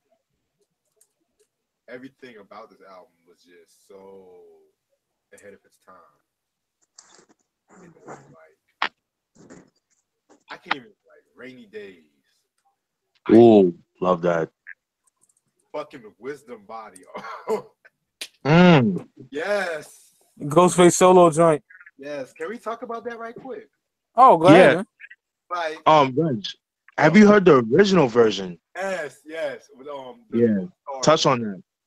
Okay, yeah. So basically, I think the original version had the North Star beat, if I'm not mistaken, right? No, it was actually it was a Raekwon solo version. Oh yeah. It didn't have Ghostface. It just had Raekwon. Yeah. I heard that version. Yeah, Ray did his thing on that one too. Yeah. But Ghost though, when he said some shit like, hold on, what did he say? Oh, this bad bitch with the switch, and I had to step to her in a manner, and rather wish the current was warm. When I had reached her, I looked and knew the shit was on. I was like, "Ooh!" He was on his pimp shit on that shit. Your waistline banging like a baseline? What? Like, my God. Like niggas, if you want to make a song about picking up girls, listen to this shit. Facts. Like, this some grown man, but yeah. Fucking that one line. I'll grab my dick, you grab my joint, and know where to put it. Ah, man. Woo. But my favorite track is probably, Jesus. I might have to say Criminology is my favorite track. Ooh, yeah, and the video's dope too. Did Hype Williams do the video too? I'm not sure. I haven't seen one. Dude, that beat, the video, like Scarface vibes all over and shit. Yeah, yeah, And then even like the Shark niggas biters when they went after like Biggie on that. yeah, yeah. Like that's the thing. Niggas bit off a Nas shit. And that was even him on the cover, right? Nah, that wasn't even big. Some other little nigga. Awesome. All this time I thought it was big for a while. Same. Yeah, me too. After all these years, yeah. Oh, Puffy. Anyway, Verbal Intercourse. That's an important track. Yeah, Nas killed that shit. Yeah, if I'm not mistaken, I think his verse was used on the demo of the Deja Vu. It was a demo. I don't know if it was Deja Vu or not. But correct me if I'm wrong, though. I gotta revisit that song Deja Vu, but I love that song though. The beat is crazy. Yeah, that's the same verse. Okay, appreciate Okay. it.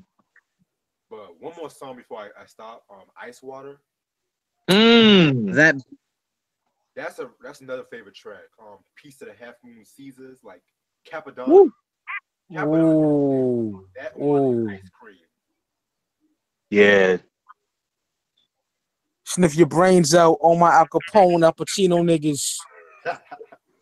Woo. Jesus, but yeah, I'm done.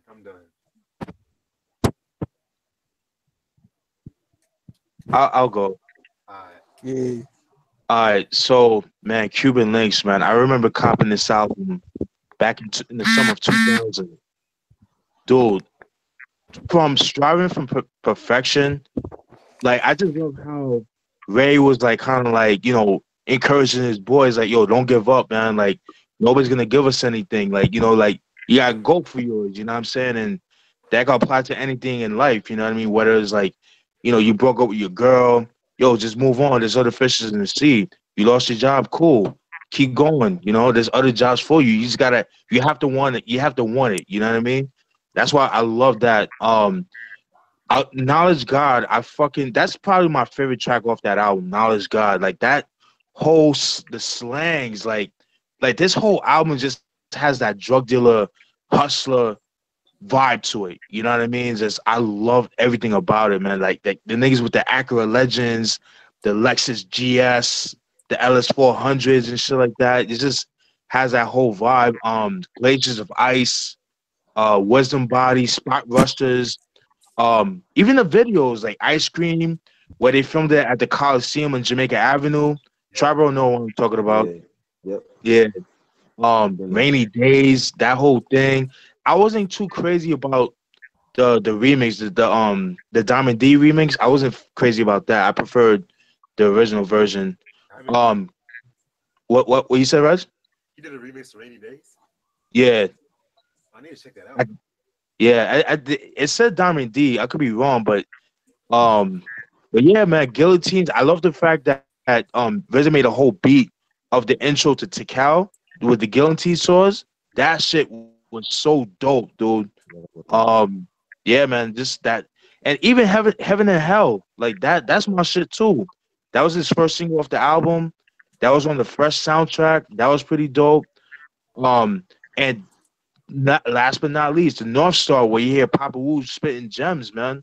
Hence the name North Star Jewels. I mean, that's all you got was jewels, man. Just Papa Wu just spitting that knowledge, man, that we all need. And that's pretty much what I got, man. That whole is a masterpiece. Definitely that. wasn't North Star.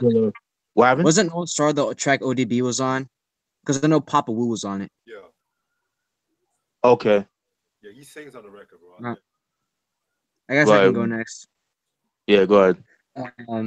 Only Buff Cuba Links. Like I said, it's my top 5 favorite albums of all time. Remember when I heard it back in like August 2016, I was blown away because I already heard like Tical, Return to 36 Chambers, and Into the 36 Chambers. But this blew me the fuck away. This is my second favorite Wu Soul album behind Liquid Swords for one reason, and we'll get to that when we get to the album. but this whole album was set up like a movie, kind of like Right. in the way they started off was starting for perfection, like them trying to get that $200,000 so they can get out of the drug game, and then just going into knuckleheads kicking that grimy shit. Then you had like Knowledge God, which has that beat by RZA is incredible. Yeah. I did not know that that was actually Ghostface sniffing coke. I thought they were just backups that Raekwon did. But yeah, Criminology is also dope. I like how after Ray's verse, it's just like all instrumental. Then Guillotine Swords is one of my favorite songs of the album. Inspector Deck and Ghostface destroy that shit. What Deck say? Poisonous paragraph, smash a phonograph in half and be the inspect a deck on a warpath. And you got Shark Buyers. You got Shark Buyers, of course. Then you got my favorite track on this album, Ice Water, with that was actually Capadonna's real first appearance on Wax because the Ice Cream came out as a single after the full album. But that beat is that sample, Where Do We Go From Here sample, the way RZA flipped that, it sounds like a fucking Bing Crosby sample. And that Carlos Best drum break over it is fucking tough. And then you also got Glaciers of Ice, but there is an actual video for that. And Master Killa destroyed that song. That's probably my favorite verse ever. Proceed with caution as you enter the symphony. Degrees of punishment increase intensely. Syndrome was caused by the deadly drums, but the battle was won by swords being swung. Woo! Then verbal intercourse. That's probably my favorite Ghostface verse. Wisdom Body, great shit. Spot Rushers. I like the skit where they had like they're talking about like how hot it is in the summer. And then yeah, that was Spot Rushers. Saint Odd. You got the Wu-Tang Saint Odds playing in the background, and then you got that great storytelling from Raekwon. Ice Cream. Capadonna had the best verse on that, in my opinion. He said, "I love you like I love my dick size." Then they got Wu Gambinos, which again is my second favorite track. Love the keys that RZA played on like whatever machine he was using. I think it was the ASR 10, but it fit really well with the Emotions drum break. It was on point. Yeah. And then you got the last two tracks, Heaven and Hell, the North Star, which is a perfect way to end the album. I like how this album also closed out. Another thing, the sequencing on this album is great. Facts. All right, that's my story. Triboro. I love the album. Like that's my favorite, like Wu solo album, and everything about it is great. Like I don't have no complaints about it. The tracks are classic. The videos is classic. Everything about it, like the promotion of it, everything is great. I love Rainy Days. I don't think people really mention that song a lot. Yeah, It's I love that raining. song. Guillotine. I think Jizza, he came the hardest on that song, and Wisdom Body, like to have like a like you said, have like a Raekwon solo album, and then Ghost have like his little solo joint on it. Like that could have been on Ironman. Yeah. And everything was. I love Ice Cream, all of that, everything. I don't. What more can you say about it? Like it's like one of the best. Facts. I want to touch on one more thing before we move on to Liquid's Forward, man. Yo, that fucking Verbal Intercourse, man. Yeah. Probably Nas's best feature. Yeah. Love that shit. That one line he said, holding weed inside their pussy with their minds on the pretty things in life. Props to the truth thug's wife. It's like a cycle. Jesus. I ain't killed that shit. Going into Nas Escobar era. Right. One more thing. The track North Star is only on the cassette. I mean on the CD. It's not on the cassette. Yeah. Unless they put it on the reissue of the cassette, but I remember it was only on the CD, not on the cassette. Yeah, because on the back it says CD version only on the back of this. I remember that. Yeah. I have one more thing. I know when they repressed it on vinyl, when they did the vinyl repress, they did put on North Star. Gotcha. What is it, Reg? The only thing I don't like about Heaven and Hell, the song was so good that they wasted about 2 minutes at the second half of the song, giving like shout outs to everybody and shit, which was cool, but that song was just so good. I expected more. You know what I'm saying? Yeah, I feel you on that. Okay, A lot of niggas do that shit. yeah. Like, damn, I don't care about who you shouting out. Like, you wasting a good beat and shit, man. Like, I love that beat too. Oh my god, Yeah, yo. especially yeah. Blue Raspberry. Oh my god. Like if she would have came out with an album around that time, '96. Ooh. RZA, Fourth Disciple beats. Oh my. Ooh, crazy. That's sexy ass too though. Word. I follow her on Facebook. She's mad cool too. Oh yeah. So we go to November of 1995. Yes. Jizz's Wu-Tang debut. You know, he had to work for the Genius in '91, but this is like his Wu-Tang solo offering. And man, lyrically, yo, might be the best Wu-Tang album lyrically, man. Because I agree. I'll give you that. Jizza is in his bag on this shit. Duel the Iron Mike. Oh man, I made my favorite track on the whole album, Investigative Reports with Ghost and Ray. Ooh. Oh Lord. That shit is oh my god. Shadow boxing. Oh my god. Yeah, Amazing album. that shit. Yes, he did. He killed that shit. That shit is fucking crack rocks. Ooh. Everything about it, you know. Jizza said breaking motherfuckers' backs like Ken Patera and shit. Like, Ooh. oh my god. The production on this too. Jesus. Probably my favorite Wu production, man. Probably. Yeah. Okay. Probably, man. The album cover too, you know. I'm a big comic guy. Yeah. You know? Yeah. And that shit looked like something like that Image did. Like the Image comics, they were crazy in the 90s, you know?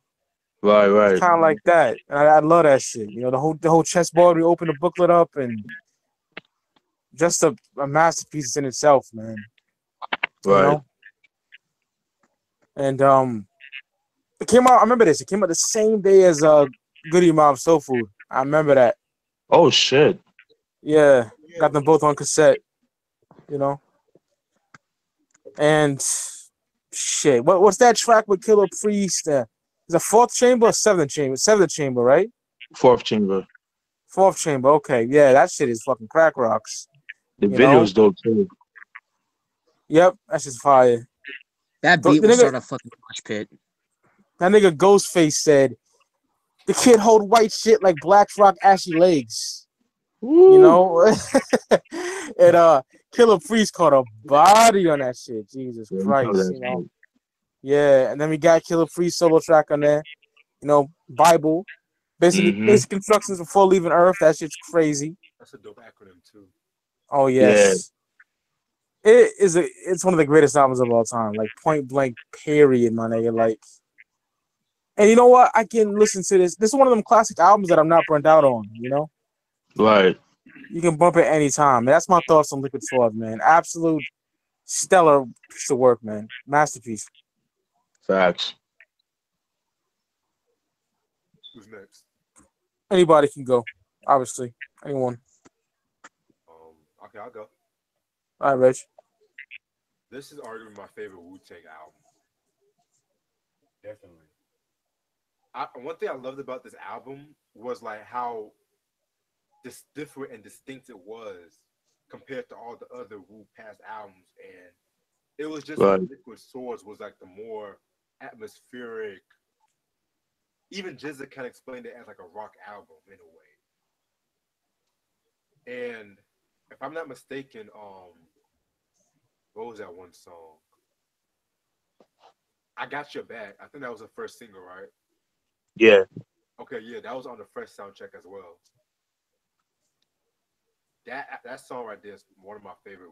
Like not even Jizza song, but one of my favorite Wu-Tang songs ever. Like the video was dope too and shit. I love the video. Living in the World Today.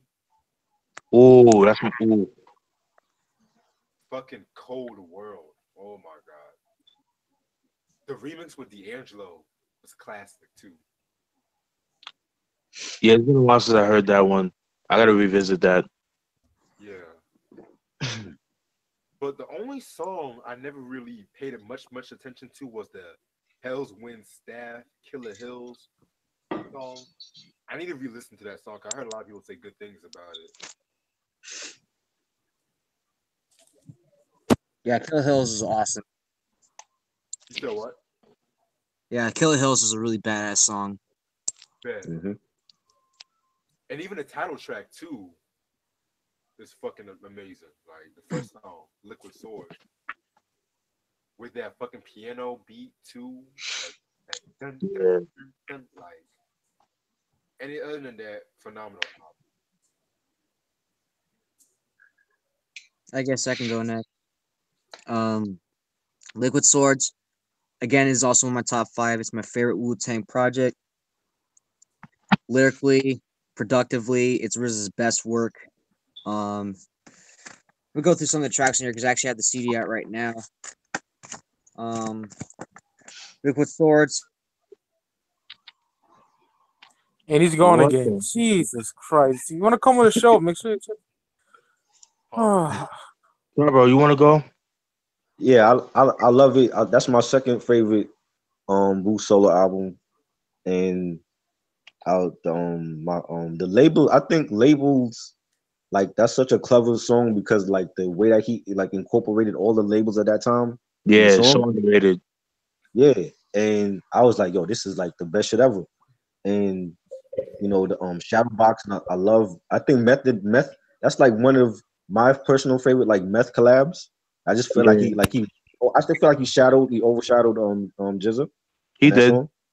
Hence the name. And Hence the name of the song, right? Shadow right, Boxes. right, and you know in Killer Hills and Investigative Reports, all a duel of the Iron Fist. Right. I love all those songs. I feel like the production was great, and it wasn't just RZA. Like I think Fourth Disciple did production on it too, if I'm not Yeah, mistaken. yeah. Yeah, and He did the mhm, the Bible song with Killer right, Priest. right, and that's like yeah, like that album and the Cuban Link album is like my favorite two solo albums from Wu. Word. All right, I'll go.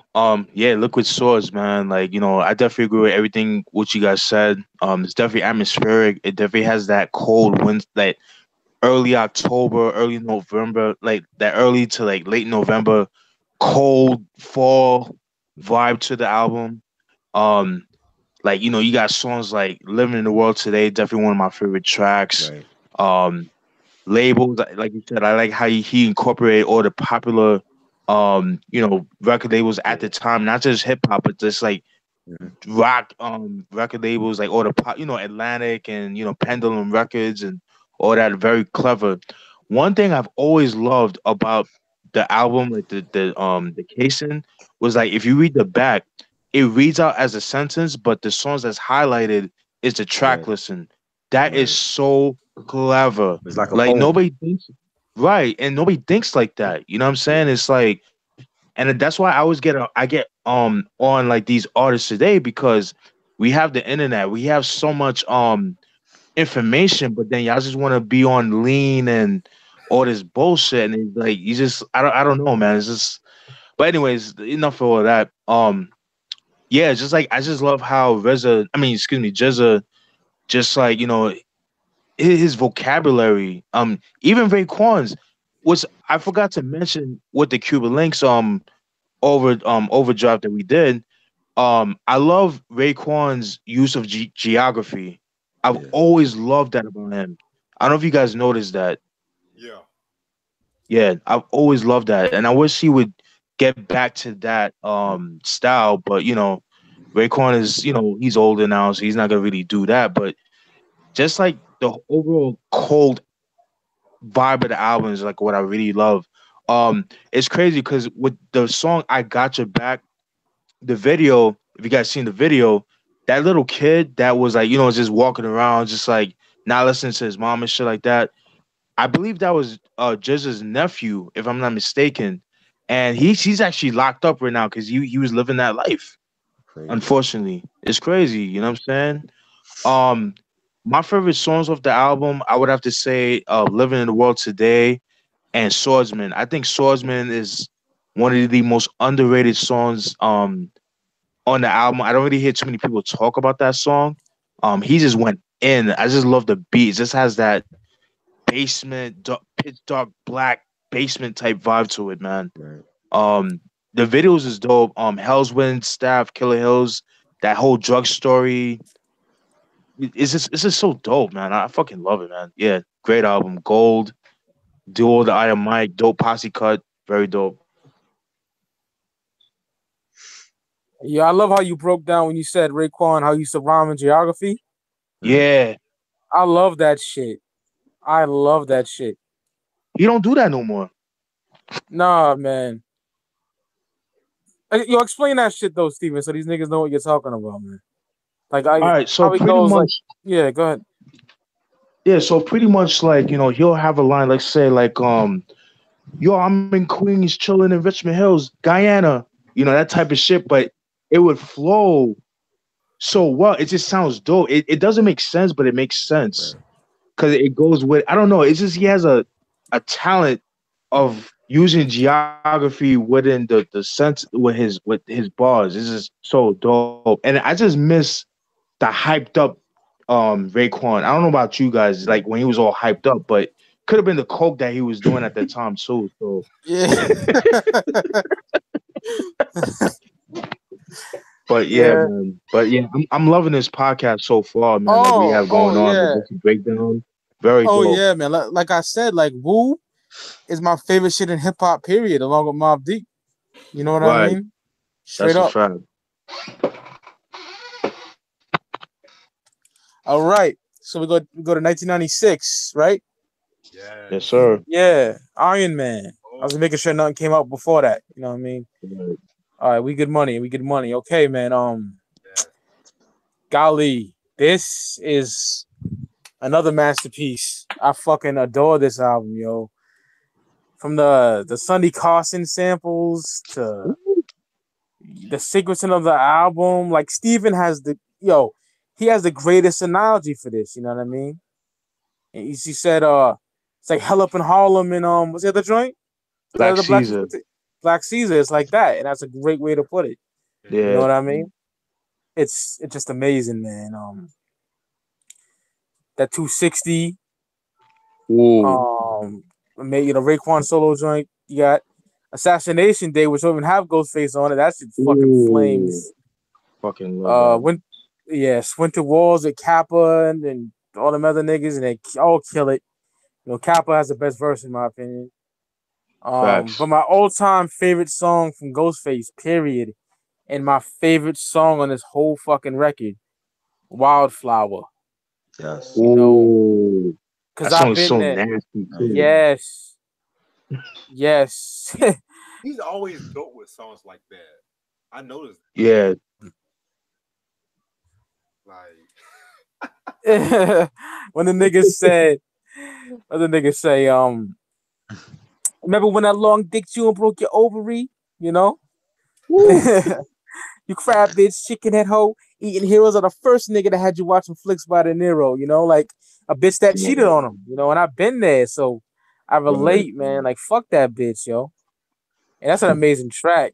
And then Daytona 500, my nigga, like Ooh, that video, I love the video for Daytona. Speed Racer. Motherless, yeah, Speed Racer joint, yeah, Motherless Child, Mm, Yeah. Oh, yo, that's my favorite track hmm on the album. Fish too, Yeah. Fish, Kame, oh my god, yeah, Kevin was dope cool. video looks too. looks so good today. Ankle bracelet wrapped around your leg. Ghostface killed that shit, This man. motherfucker, goddamn. Yeah. That nigga got all kind of pre coms going on, man. Jesus I was Christ, Ghost. like, damn. What's your name, Sugar? Juanita Cash Hawkins. That shit's fly, man. Woo. That shit, oh my god, man. The whole album is just a fucking masterpiece, man. Like I said, Wildflower's my favorite track. The Soul Controller on the OG version, Very happy to have that. Thank you, Mike, once again for Oh, that too. oh, no problem. I got you, nigga. You know that, bro. Word. Just a classic. You know, it's my second favorite. Yeah, I like it better than Liquid Sword. So it's my second favorite Wu-Tang solo album. Yeah, I love how colorful that album cover is too. He is. Oh yeah, all the You know, wallabies. yep. Niggas rock. You know, Ghost got the Jesus head, Jesus piece chain, and it's Yeah. really fucking dope. I absolutely enjoy that fucking album, and it's a masterpiece, yo. Straight up. I'm done with that. I fucking love it. Love it. I'll go last, so I'll let you guys, cause All right, Reza Triboro. Floor is yours. That's to me that's like the sequel to Cuban Link. Like if they had to make a sequel, that would be the sequel to Cuban Link, yup, Mm-hmm. and like it's like the Ghost version featuring Raekwon, yeah. and Faster Blade. I love that song, and Assassination Day. Ooh, ooh. The beat is crazy, Wildflower, like Wildflower, he sounded like he was mad at a chick or something, like his ex girlfriend or something, Probably was. and he was mad at somebody. You could just hear it in his voice. And Fish, of course, is like so many. So I've heard so many like artists use that beat for Fish. You Yeah, know, Camay, Daytona 500. Every song on there was banging. Motherless Child, and it's another classic. And RZA was like in his pocket then. Like it's amazing. Like with all the classics that he made for them, and he had like two floods during that time. yeah. And he still came out with bangers, yo. Like that says a lot for him. Yup. I love it though. It's a great album. All right. Iron Man is probably my favorite Ghostface album on some real shit. Same. Because like one thing I loved about this album was just how fucking hungry Ghost was, like with this concept, shit like that. And it's just like 70s vibe with this whole project. Yup. It was unbelievable. Like shit like the Faster Blade, Kame, the fucking the Soul Controller, all that I got is Yeah. like banger after banger. Like, and I noticed how this album, like the popularity for this album is like more eminent than it was back in the day. Like, the popularity grew over the years and shit. I don't know if it's just me though. What you said, Reg? My bad. I said like the popularity of the album kind of grew over the years. It did. True. It did. But yeah, it's all up to you, bro. All right, man. Pretty much, man. Excuse me. Like you, Reg. This is definitely Ghost. My favorite Ghost album, in my opinion. At the time he was going through a lot. At this time, like in 90 around 96, like the making of the album, 95, 96, he was diagnosed with diabetes because he was saying like in an interview how he kept peeing a lot and he was always thirsty, hungry and shit like that. And he was always big into like snacks and shit like that, like cookies and all that shit. Then he went to the doctor, and then the first doctor he went to, um, you know, he didn't get anything. Like he had to get like a second opinion. So he went all the way to Long Island to Long Island Hospital, and that's when he was diagnosed with diabetes and shit. I don't know if people knew that about him. So like just like all that anxiety and stuff like that, I could only imagine just the paranoia that he had on the album, that you could kind of hear like the hunger and like, just the overall energetic vibe of the album. And like Red said, like the whole 70s vibe to the whole album. And I don't know, you guys might be thinking I'm bugging with this, but I've always felt like he was like the Big Daddy Kane of Wu Tang. Yeah. And the reason why I say that is because of the whole 70s vibe. Not the most lyrical, but as far as like that whole 70s aura around him. Because Kane had that 70s vibe to Right. him. Same thing with Ghostface. That's the only reason why I said that. Mhm. Um this is Ghostface, in his rawest form. you could tell he's definitely hungry. Um, Songs like 260, even though that was a Raekwon solo track, but that shit was my shit. Assassination Day, love that joint. Um, Winter Wars. What's funny with that song is the fact that there's no instrumental to that song Winter Wars because again, like what Triboro said, there was a flood Yeah. and it was the second flood, and that making the song was like around like 95 working on this album, and he couldn't save some of the beats, so he was only able to save like the vocals and shit like that. Like the instrumental, like the floppy disk for the ASR 10 got destroyed. Wow. And yeah, it's crazy, man. So which is why Inspector Dexter and Uncontrolled Substance didn't come out till like 99, but we'll talk about that after. Um but yeah, so that's why you'll never find a instrumental to Winter Wars. Box in Hand, I mean, that shit is my shit right there. Fish. We eat fish and we sing rap ballads like whoo, fire. Can't May. Motherless Child is definitely one of my favorite songs off the album. Yeah. All That I Got Is You. It's crazy because the video for that song, Mary J. Blige is not on that. They actually got Tequila, which is another dope um R&B singer from the Wu family. I think it's because they couldn't afford Mary Mary J. J. Blige. I think she was charging too much Yeah. or something like that. So they got Tequila. I could be wrong about that. Yeah, Soul Controller. I mean, unfortunately, that got taken off the reissue because of sample clearances, which is Ghostface is no stranger to that, unfortunately. Just the nice dope use of the Sonny Carson soundtracks where I'm trying to get my hands on, but that goes for stupid amount of money online. So, but yeah, love this album. Motherless Child is definitely like my favorite song of the album. And Assassination Day, So dark. very dark, very street. Hell yeah. It's fucking incredible, yo. Word. Trying to think. That now we get to Wu-Tang Forever, right? I'm pretty sure, right? Yeah. Yeah. Okay. Double disc album, June 97, man. This is an album that probably the first album I was like really, really excited for, man. You know? But I was in the 5th grade, about to go to junior high. Hold on. Not to cut you off. Uh, We forgetting uh, Capadonna album, Pillage. that's that's 98. 98. Oh, 98? Okay. My bad. Yeah. Yeah. No, it's all good, Trevor. But yeah, man, I remember this shit like it was yesterday. Like the excitement. I know y'all know what I'm talking about. Like that Yeah. excitement, like you can't wait. I'm looking at the clock. I can't wait to it, because my uncle's gonna meet me after school so we can get it, because I was all wooed out. I had a woodworking class and I made the W out of wood.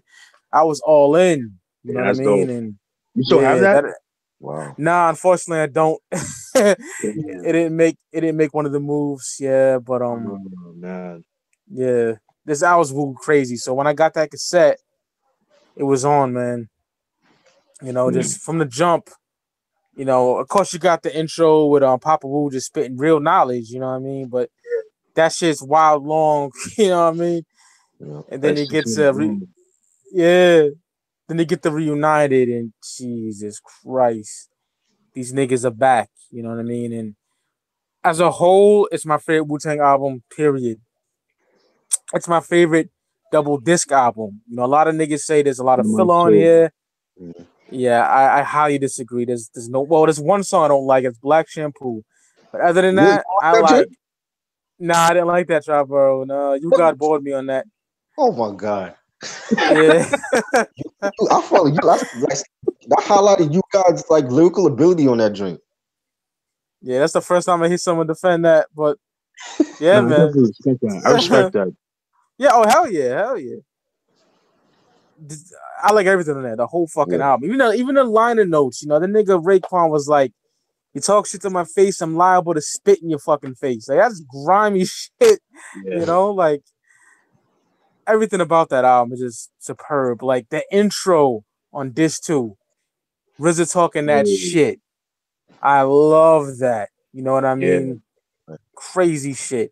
And to pick a favorite song off this record is like impossible, man. Yeah, There's too so much, man. fucking many. Yeah. If I had to pick though, man, like gun to my head, it'd probably be, even though it's a fucking single, it'd probably be Triumph because Mhm. Yeah. all them niggas Great. caught a body. You know what I mean? And then after that, it'd probably be Heaters. Ooh. You know, Hell's Yeah, Wind True Master showed Staff. his ass. True Master showed his Yeah. ass on that beat. Oh, he did. He did, man. Street Life is that dude too. Jesus Yeah. Christ. He's cool. I met him Oh, too. word? Dope. Yeah. So fucking good, man. The whole album, man. I'm telling you. Yeah. It's my favorite Wu album, period. Point blank. And one more thing before I let y'all go. Just to me, man, it's tough. Along with the War Report and Life of the Death, probably no, fuck it. It's my favorite album in '97. It is. But the Okay. War Report, like really getting close to that. You know what I mean? Right. Right. It's fucking phenomenal, man. I love the album to death. It reminds me of being in Maple Gardens Projects and just all the niggas blasting that shit, all the drug dealers blasting that shit. You know, summertime. You know, MGM with Ghost and Ray back and forth. You Yeah. know, ODB with his crazy ass with dog shit. You know, I go on and on about this album. It's a fucking masterpiece. Duck Season. Yeah. Yeah. Love that joint. Hell yeah. RZA talking shit about some nigga. You know, in the beginning, that's just hilarious.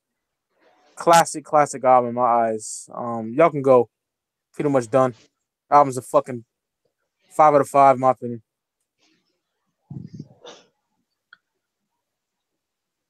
I'll go. Okay. Yeah. All right, Stevie. All right, cool. Yeah, man. Just like everybody else, man. Just like Mike said, man. Like definitely a dope album. Definitely different from obviously Enter the 36 Chambers. Just based on the fact that I've noticed around the Liquid Swords, Cuban Links era, he started implementing more like synths. I don't know if you guys noticed that he started like experimenting with Yeah. like my synthesizers and Yeah. stuff like that, and he kind of carried that on to this album.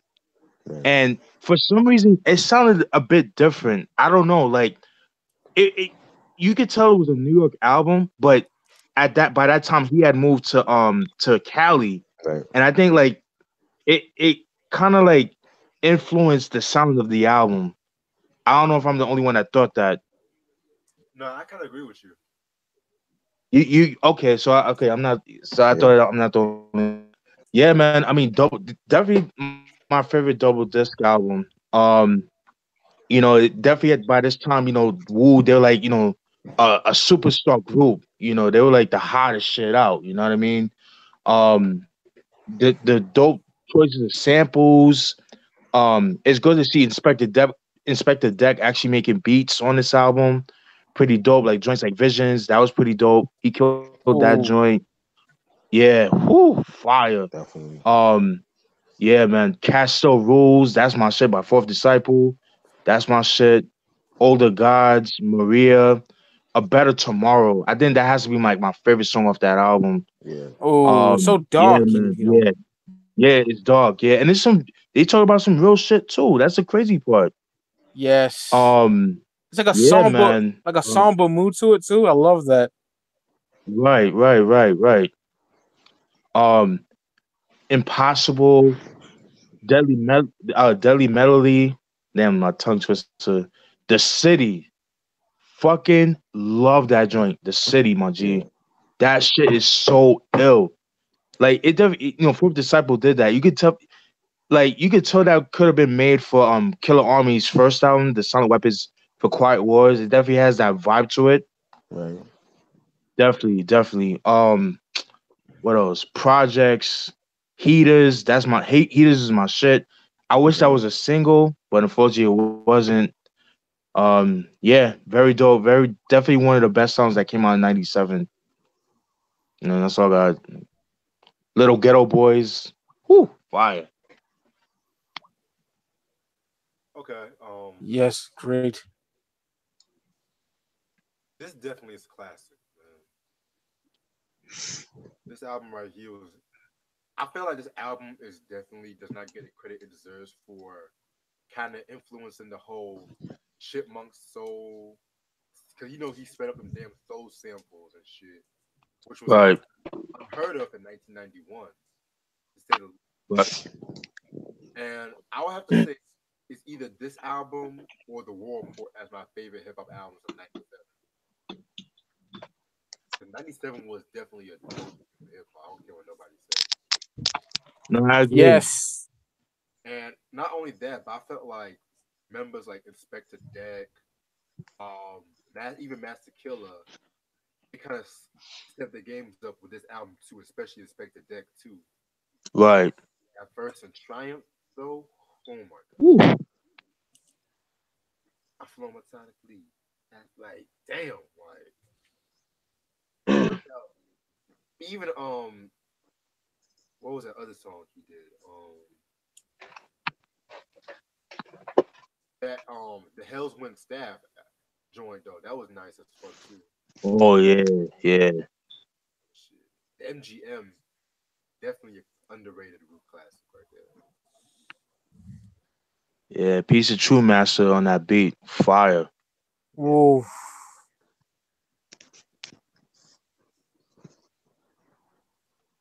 You done, Reg? Oh yeah, I'm done. Triboro? It was good. Like one of my favorites, like double CDs or whatever. And I feel like the production was more glossy in this one though. Yeah, it was Like definitely you more understand what I'm powerful. saying? Like it was like we went from the gritty from the first one, and then the second one it was more like glossy. Yeah, it's more polished. Yeah, more polished. That's what I mean. Yeah, And supposedly they were like they rented a house where they used to like film porn at or something like that. Say what? yeah. I heard that too. You Oh know, shit. and maybe that has something to do with the RZA's production on it. You know, but Right. it was great. I love it. Reunited and um, Triumph and Impossible. All of those songs, like everything. I don't think there's a bad song on there. Like I love that, all of that. Even the Black Shampoo drink that Mike don't like. I love You it. I know, thought it was I'm gonna revisit that. yeah, when they start off and he's talking to his shorty and she's like washing his hand in the shower and all that. Yeah. Oh, hey, yo, Triboro, you know what that is? Who's that? That's Don Pacino and Takitha. I just found it Oh, I out. didn't know that. Yeah, yeah, yeah. Wow. It sounded like you God was like talking to her though. Yeah, that's Don Pacino. Oh wow. Yeah, It was Puerto I Rican love terrorist from Killer Army. like they pick like certain songs that highlight different artists or whatever. I Yeah. feel like Yeah. that one like it highlighted his his bars on there and you know every MGM I love that joint too. Oh yeah. You know Definitely. every it's a classic double CD man. Like, that's like my favorite one. Like probably that and All Eyes on Me is like my two favorites. Like double CDs. Yeah, I adore Eliza. I know Eliza gets a lot of hate nowadays, but I Yeah. fucking love that album. Yeah, I'm like I remember we was talking about it and people were saying it had like some filler tracks. I'm like, no, it don't. Not to You me. know, I know Steven not hates to it. me. I'm like, you know, In my opinion, Yeah. second disc has some filler tracks. In my opinion. Oh, I love it. That's like the West Coast banging part of the yeah, album, you know? yeah, And maybe because it's what, like nostalgia. Like, I remember like driving around with the older niggas in the project listening to that album. You know what I mean? yeah. That's my shit. But It's are you good. done with Wu-Tang Forever, Triboro? Yeah, I still play it to this day. Like I still play it like it just came out. Yeah. Facts. Same That, here. that's definitely like in my top 10 like favorite of all time. Like I'm still gonna be playing it like 20 years later. So Oh yeah. It's you know, Like I timeless, said, man. it is. It's my favorite Wu album too. Like I stated, you know. definitely. So here's where it gets tricky, y'all. Like, what do you want to do? Because there's so many Wu albums that came out in '98. Like, if we touch on all those, we'll be like here forever. You know what I mean? So we could either give our favorites from that year, real quick. You know what I mean? Yeah. Right. Right. And then talk about the W and shit like that. Okay. And of course, we're gonna touch the Spring Clientele because that's a goddamn. Are we You gonna know. talk Yeah. about like the ones in 1999 as well? Yeah, we can go on to that too. But I figure, like, if we go to Judgment Day and then the Pillage and all the affiliate sounds, we be here forever. And then we got to go with Bobby Digital. Yeah. Yeah. The Last Shall Be First. We got to go through all that shit. So if y'all think it's cool, it's up to y'all too. Want to like give our favorites from '98, like the Wu projects in '98, and then we can go to the W. What's up? What do y'all want to do? Yeah, I'm I down. would say like how like just like the main 9 of the albums, if that makes like main name excuse me, the main 9 members, their Yeah. solo albums, and then we could talk briefly. We don't have to, Oh yeah. talk Yeah. deep. You know what I'm Okay. saying? Then gets Okay. us, and then yeah, All right. All right. All right. So I just want to touch on the Pillage because I know he's not wasn't originally a main member, but that shit is amazing, yo. I agree. Yo, Be the Milk Village. the Cow. You know what I mean? Yeah. Sling Editorial from Yes. Super Ninja. Everything is That- everything. yeah, yo. Fire album, the best Kappa album. Yeah, Golly, I'm a Big fucking Willie. masterpiece. Um, that album is just raw Wu Tang, but that's just a raw ass album. yeah. Nigga Like, got the fucking Woo Bat man, on the insert and shit. Gully shit. yo, I still got my copy. I didn't even open that shit yet. Oh Damn, nigga. wow.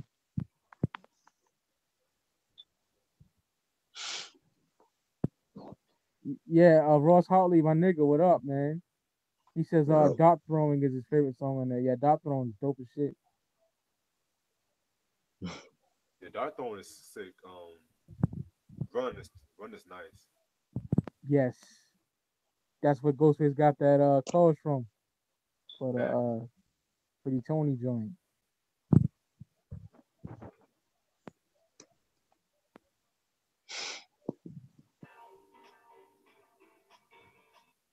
Triboro I Steven, just wanna do talk go. about others? Oh, I mean, I like what you talking about, Capadonna album? Yeah, Yeah. yeah, the first Yeah, Kappa joint. Yeah. the cow. That's my favorite track. What you And said, Mm-hmm. Tribal? Milk the Cow.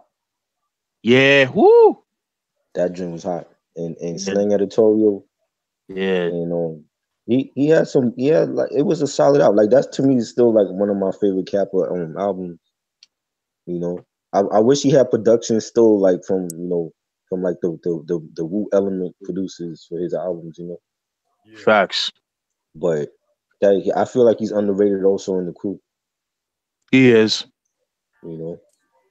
But I actually had the clean version of the album. I got to get like the real version.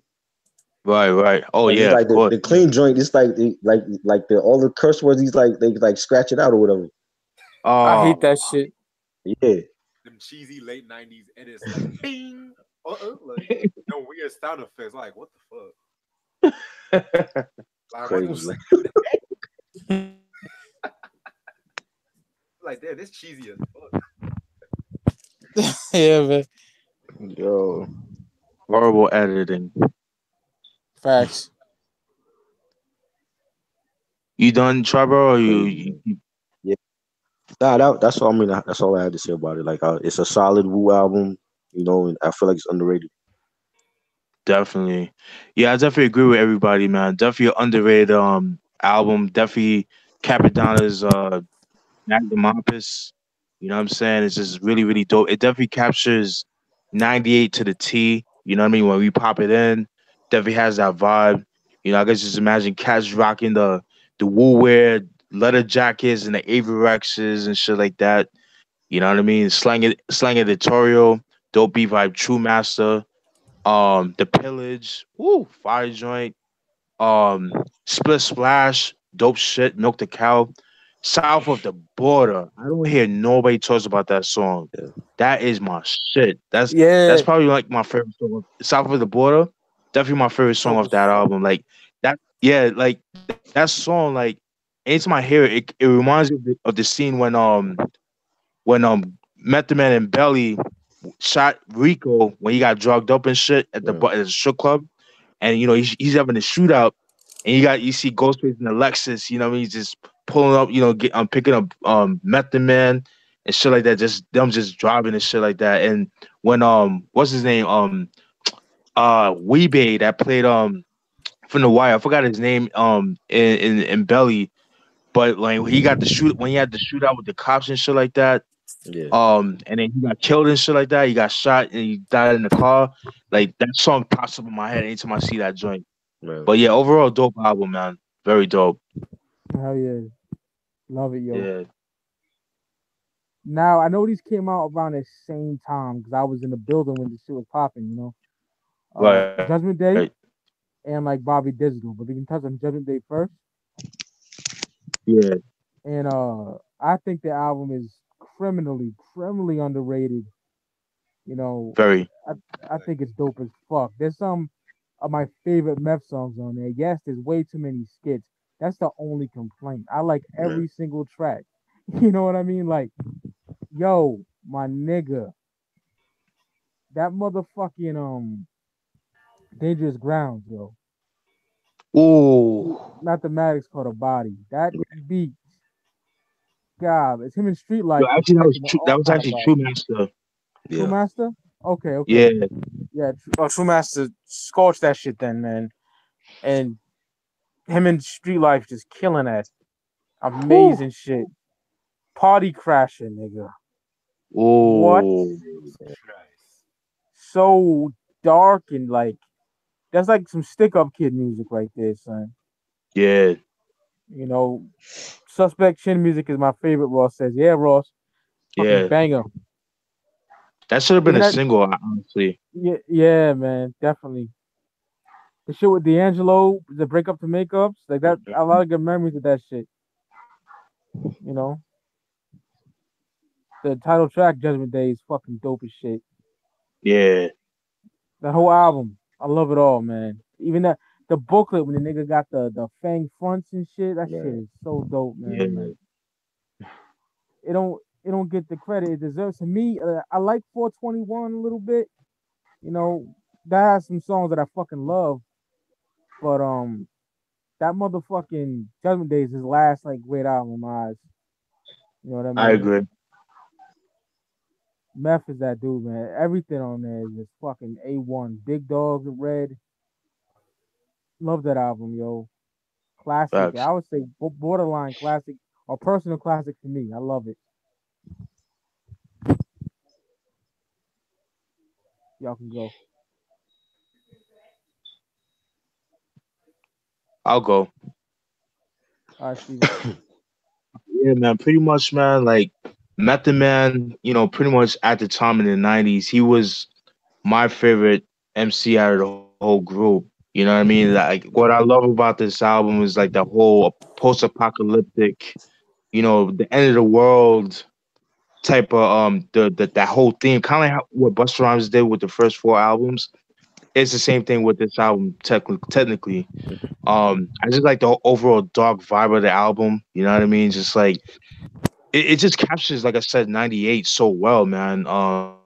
Like some of my favorite Yes. songs, like yeah, it do. You know what I mean? Like it, Cradle Rock with Left Eye did her thing. Dangerous Grounds, Sweet Love, Love that. fucking love that joint. Whoo. Sweet love. Shaolin Wood, yeah, whoo, Fire, whoo. son. Yeah. Yeah, man. I think honestly, I think Street Life had the best verse on that song. He did. Yeah, he did. He did.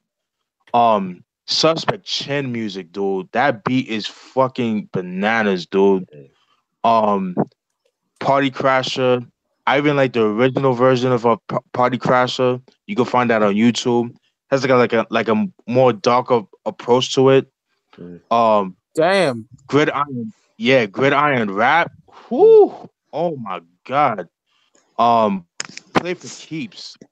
Oh my god, that's that beef by Havoc. Oh my god, Oh yeah, with Havoc Mob had the Deep. best. Fire. Yeah, Mob Deep, Inspector Deck, Street Life, and Hellraiser. I would say Havoc and Inspector Deck had the best verse on that song, in my opinion. Um, Elements, Inspector Deck killed that beat, fire, but Killing Fields, Method Man went in on that joint. I fucking love that song, Killing Fields. Yeah. And Right. Judgment Day, love that joint. Big Dogs, I wasn't really a big fan of that. I felt like it didn't really fit the album. I think that could have been more on Redman's Docs the Name album. It was more of that vibe, Right. in my opinion. Or even on the wasn't it on the Blackout album? Didn't they put it on the Blackout Yeah, album? it's The first this one? track, I think. Yeah. Yep. And it's on See, it Doctor fit Name too. more. I think it's on all three of them shits. Yeah, Or is it? Oh shit, it's on yeah. one album. I forget which one. What you said, Triboro? If it's not on the Docs the Name, then it's on the Blackout Part 1. Yeah. Yeah, I just feel like that song Big Doors didn't really fit the album. I could have done without that song, but other than that, very underrated. Yeah, the skits, the bundles of skits, but it did have a purpose though. It would like tie into the next song. Right. That's the good thing about the skits, you know what I mean? But other than that, love the album. It's a personal classic to me. Very underrated. I even like the stickers I don't know if you remember Charbro, the sticker that they had where you see Method Man like in like kind of like what was it like he was like a Terminator, like he had like half face half Terminator, Yeah, and I he had the remember. do-rag. I Yeah, remember. it was like a comic book. Yeah. So dope, so fucking dope, man. Yeah, that's all I have to say about that. Great I album. actually thought that should have been like the album cover, but him as the Terminator.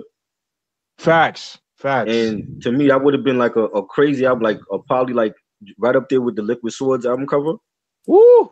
Yeah. And I yeah, the agree. album I love Spazzola and Mhm. I think Kappa had the best verse on that joint. And Facts. I like Dangerous Grounds, um Yeah. Suspect Chin Music, Woo. Play for Keys, that joint, the one Yeah. with Yeah. that joint. I forgot the one that Eric did for them. Eric did for them, the Eric Sermon joint. Big Dogs. Yeah. Yeah. All of those joints. I just felt like it was too many skits though. I felt like like it should have been a double CD, but I felt like it was like 27 tracks. This either could Yeah. have been like a double CD or maybe you should have just like cut it down shorter. But Right. he even had Janet Jackson on it. Remember the Janet skit Yeah. Message or from whatever?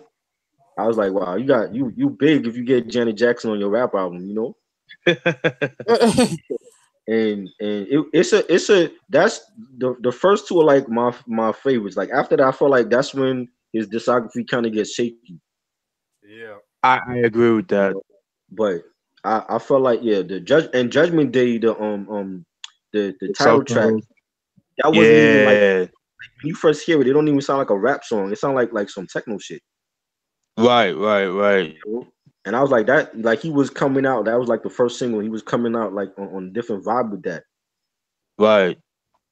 you know. And I felt like that's like an underrated like song that people don't really mention when it comes to him, That's a fact. you know. But yeah, it was a solid project. I just wish like I just feel like they should have promoted it as a double CD or just like cut some of the skits off, you know. Right. My own issue with it, but it was good.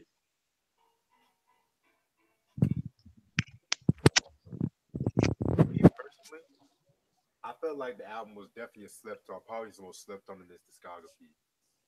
Facts. I felt like with this album, he challenged his flow a lot. You listen to his first album, like the beats were more melodic, kind of dusty, soulful in that vein.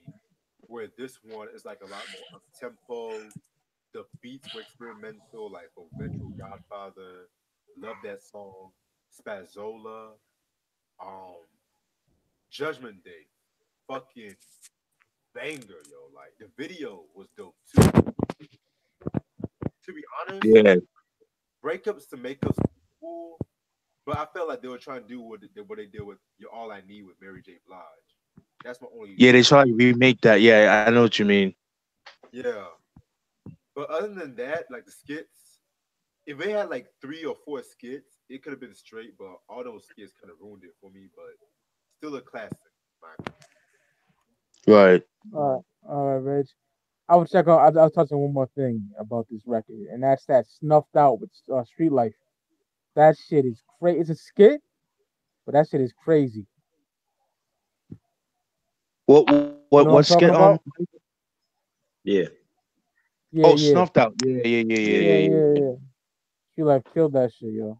Yeah. He's underrated. Street Life. He Yes. is, man. He is. He's Oh, on. He's on Park Hill with Meth, right? before we get into that, Street Life, he actually has an album out called Street Education that it came out in '05, but it was supposed to come out in 98, 99, but it didn't come out till then, until 2005. So like when you do hear the album, it definitely has that that 98, 99 sound that we all love and shit. Is it Method Man on the cover of that album with him?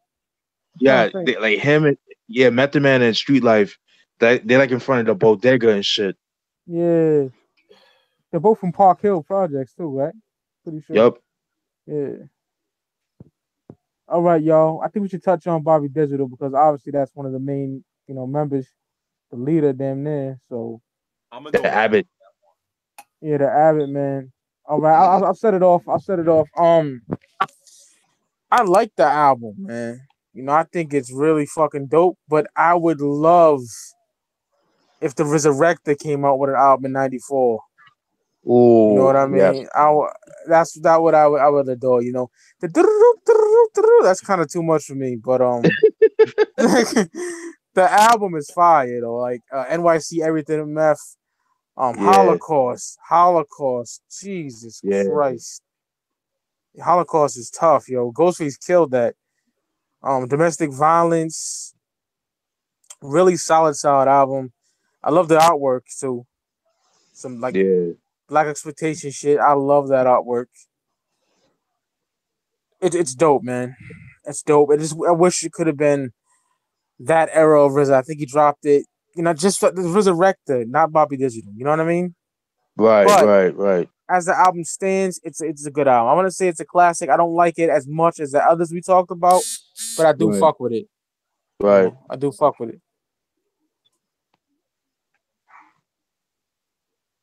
You want to go Tribal or you want me to go? I'll go. I love the album. I think it was like him coming out of on his own, like away from the grave diggers and from the clan, and showing the world like, yo, like this is me, this is Bobby Digi, this is who I am, and let me come out with my own album, and I'm gonna put my own people on, and, on the joint, and he even had a I remember he had like a movie or something with it, right? It was like a Yeah, like a yeah, yeah. It was I like never saw the 15 movie minutes though. or some shit. I never saw it. Like I always wanted to see it, but I never like got it. But yeah, the album is it was great. It was a solid album, like on NYC Everything, Holocaust, um Yeah, that domestic violence joint. I thought that was a good track. Like really yeah, like yeah. on that issue. And I felt like it's underrated. I feel like people don't really give it credit, for the time that it came out. There was like so many other big albums out at that time that it was Right. overlooked. But that was definitely like a solid project from him, and like his other albums, like I listened to like the other the Digi Snacks and all of the. I felt like that one like was like his best one. I agree with that.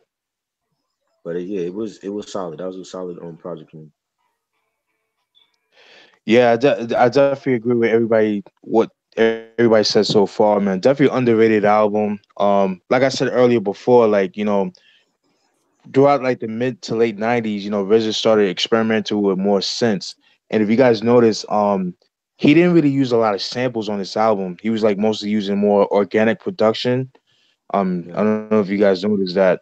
yeah. yeah, Yeah, and then that turned off a lot of Wu heads, a lot of Wu fans because that's why they trashed his album because you didn't really get the trademark RZA sound that everybody loved and grew up and listened to, grew up with and stuff like that. Right. And you could kind of hear a little bit of this sound on Wu-Tang Forever, but you could tell he was experimenting, but he didn't want to alienate, his fans trying to do that on Wu Forever. So he was like, "Fuck it, I'm gonna do this album all by myself, where I could do anything I want. I could do all the experimentation that I want." And that's pretty much what you got with the Bobby Digital album. I love this album. Like you guys said, NYC Everything. Um, Another song that people don't really talk about is a posse cut. The Spanish Fly joint. Bobby did it with Yeah. Islor, Right. Timbo King, Ghostface Killers, and Jamie Summers. Yeah. Dope, dope, dope, dope. Um, Lab Drunk was yeah, Lab Drunk was pretty dope. Um, Kiss of a Black Widow with ODB kills that shit. That was straight Inspector fire. Deck did the beat for that. That was pretty dope. Yeah, very dope. You know what I'm saying? Like, I think people should just give it a chance. Just out of I understand like the beats are kind of, I guess, an acquired taste, but it's still RZA. You know what I mean? But yeah, dope album. To be honest with you guys, this album was okay to me, but I respect how groundbreaking it was for the hip hop community. Because I recently did a review on this one. I said like I don't feel like it was a concept album. That was my project. If you guys see what I'm getting at. You say you didn't feel like it was a concept album, you said? I didn't feel like it as a concept album. It didn't really do a good job, in my opinion. I felt like there was some songs that were I felt like it deserved there, but then there was other songs I kind of was lost. Like why did he put it there? In my opinion, Right.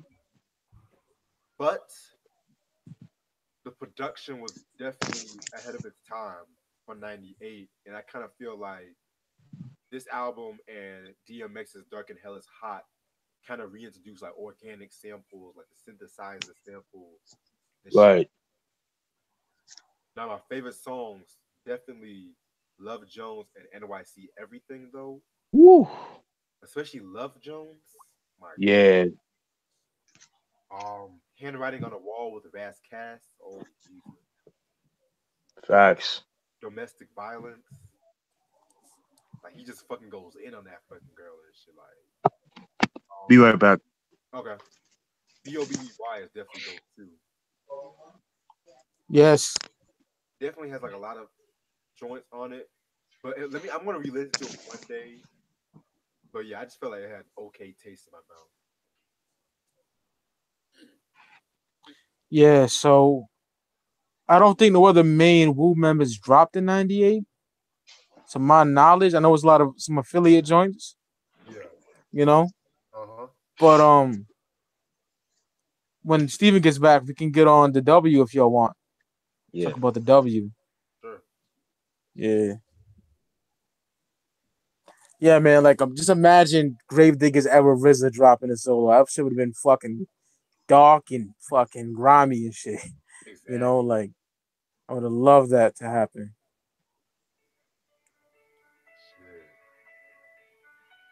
Shit. Yeah, these shits are going well, man.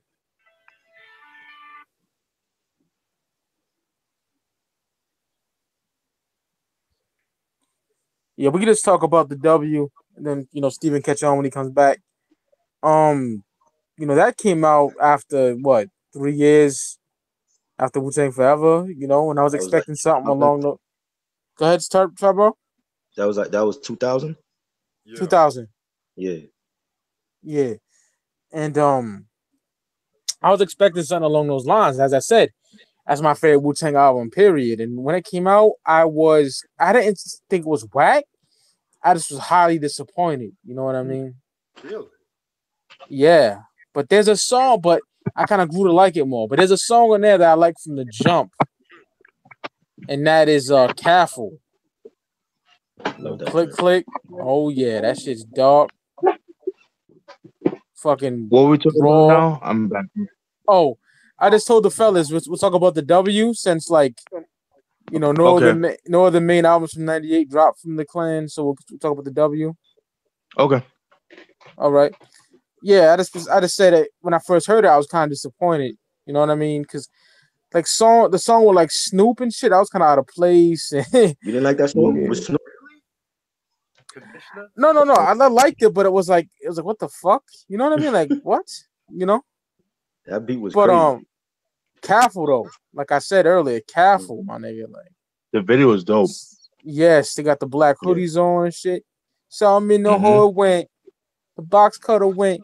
That shit's tough, man. Probably my favorite song on the whole fucking album, I would say, you know.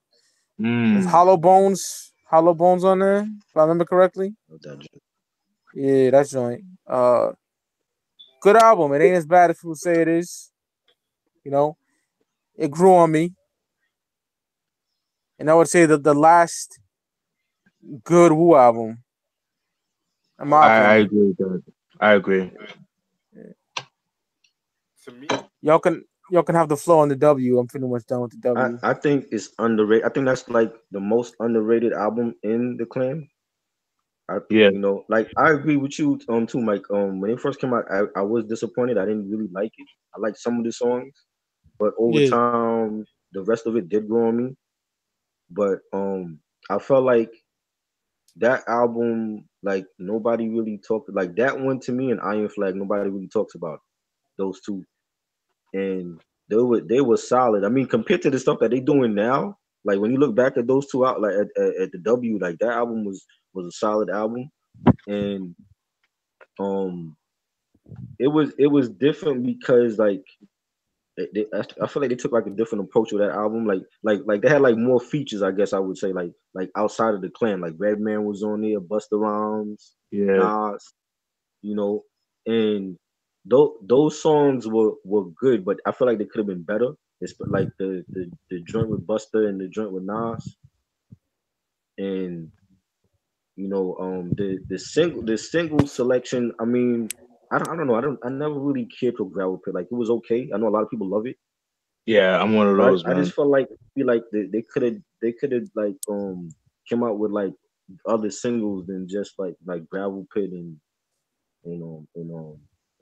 Careful, and you know what I mean. But it was still a solid project though. I just feel like it gets slept on, for whatever reason. But I like it though. facts. To be honest, I love the W album. Love that shit.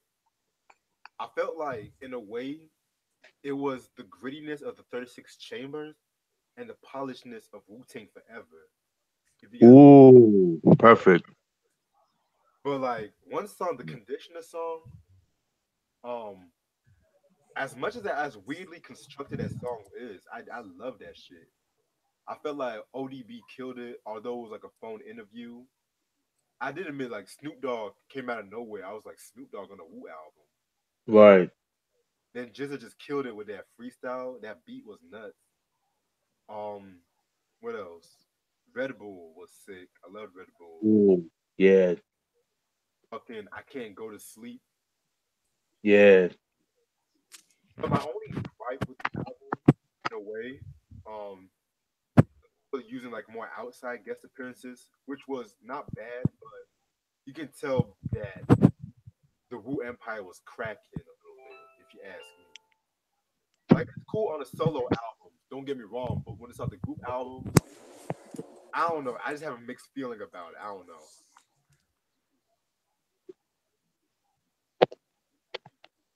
I don't know if y'all agree with me on that, but Say it again, Red. I felt like with the W, it had like I think about four outside guest appearances, and I have a mixed feeling with guest appearances for outsides on Wu group albums and shit. Yeah, I see what you mean. I see what you I agree. mean. But I think Redman probably was like the more appropriate one because Redman's always been Huh? fucking with Method Man for a minute. So and even Yeah. Nas too. Oh yeah, yeah. Those two, those are good. I don't mind Redman or Nas. But Right, like with I think the next album they had like a lot more guest appearances and it kind of continues on to this day. And right. I was just like, I want it to be like a Wu album with just Ri- the Wu, the Wu affiliates too and shit like that. Something like the 36 Chambers shit. right. But we'll never have that. I'm sorry. Nah, that's a fact. Yeah, man. I love this album, man. It's definitely an underrated album. I remember the first song I've heard was the "Protect Your Neck" Jump Off. Love that joint. Like that beat, it goes hard, man. The ding, the doo no no no ding. Yo, that shit is so ill. Um, um, the the intro is so dope, man. Like done with the kung fu samples and Yes. like just the way the album starts off, it gives you the tone of the album. You know what I mean? And just like Reg said, it definitely has a hybrid of the first and the second album, which is the perfect example, the perfect way to explain the whole vibe of the album. You got songs like "Careful Click Click," which I didn't know they had a video until years later.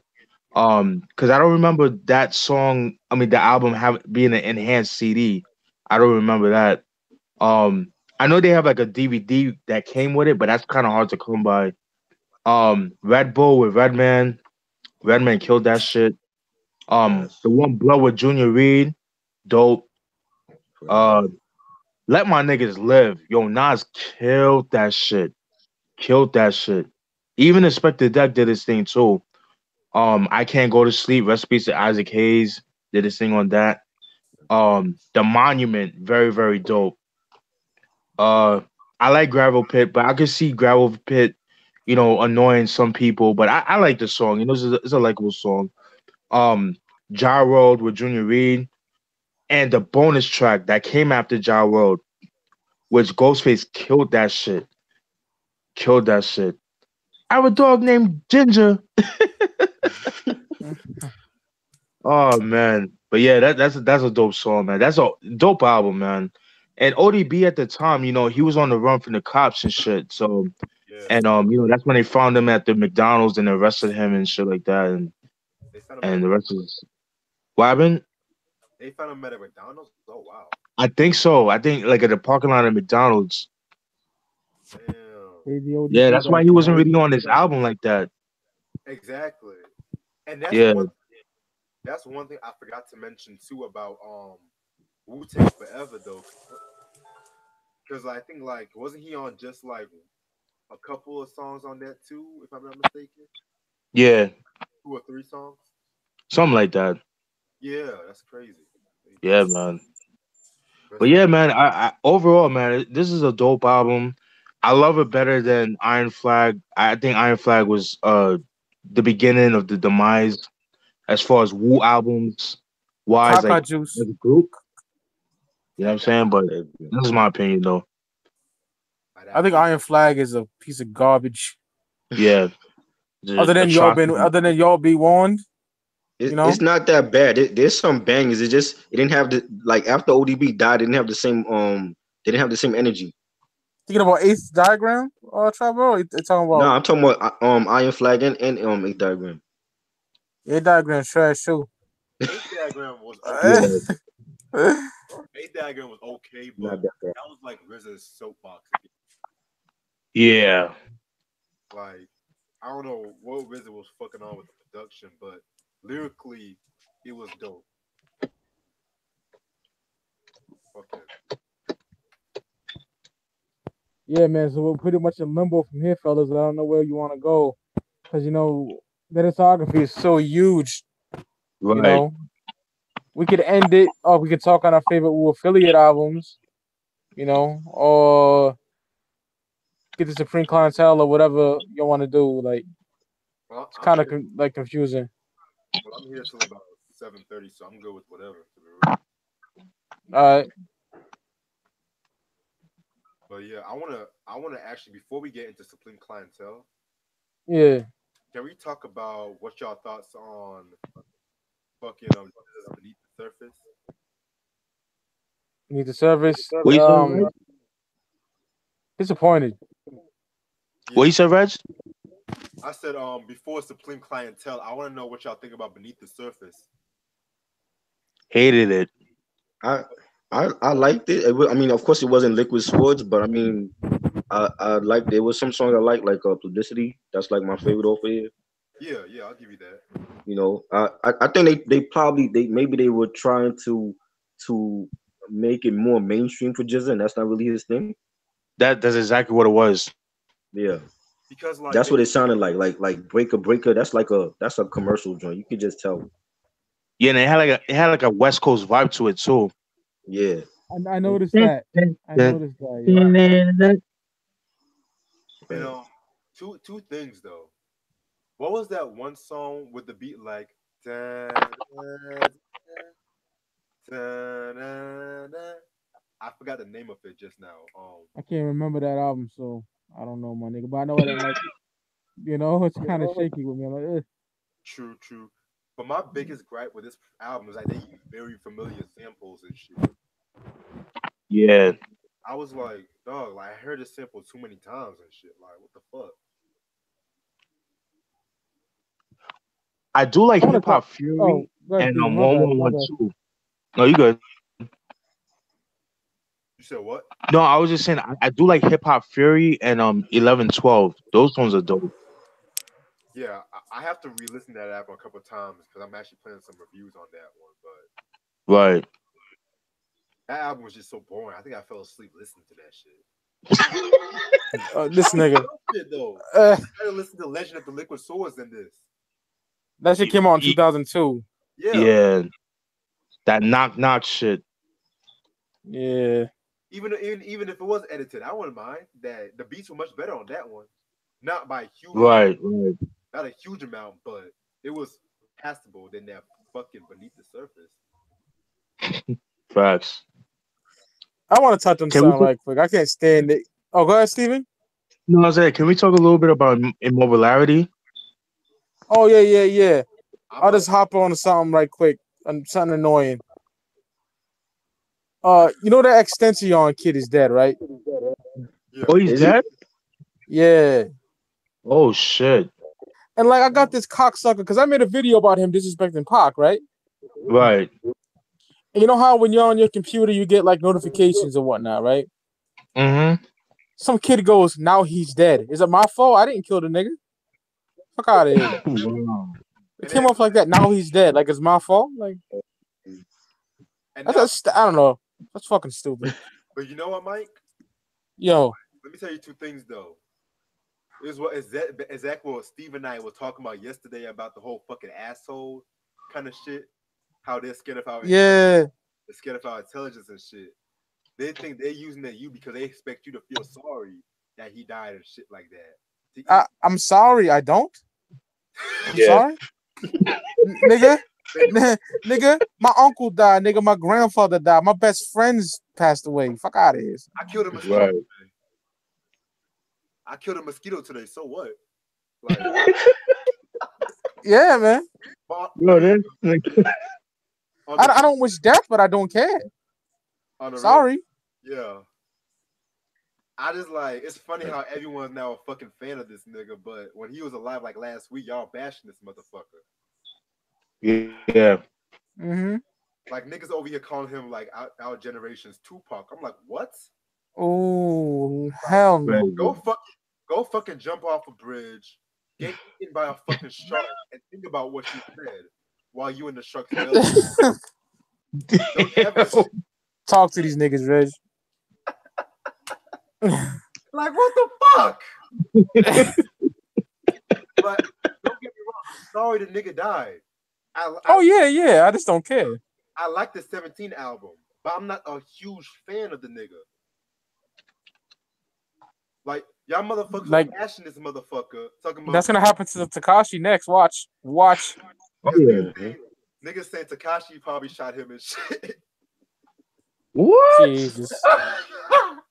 Oh my god. Yo, low key, I can see that shit happening though. I'm not gonna be controversial, but I can see that nigga have something to do with it. Cause then that nigga shoot at Chief Keef or some shit. Some crazy shit like that. Yeah. Super motherfucker.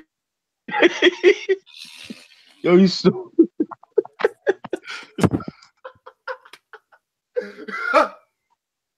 Oh man, you too funny, man. I swear, hip hop. I don't know what's going on with hip hop today, man. Like, I'm agreeing with you, Steven. I don't know what's going on with hip hop today. It's not going in a good direction either. Like every day, niggas are just doing some outlandish shit now. Like on some real shit. Facts. That 6ix9ine nigga is like one of the worst. I don't old heads be like, he's young, he's smart, he's a genius. Get the fuck out of here, man. Yo, Special Ed was 15, going to 16 when he dropped Youngest in Charge. Okay? And the shit that he was spitting, come on. You gonna tell me he was come on, man. I'm tired of these motherfuckers, man. Don't get me started on Large Professor producing some of the greatest hip hop albums before the age of 20. Facts. I believe Rakim Allah was 19 too, nigga. Like, I'm pretty sure.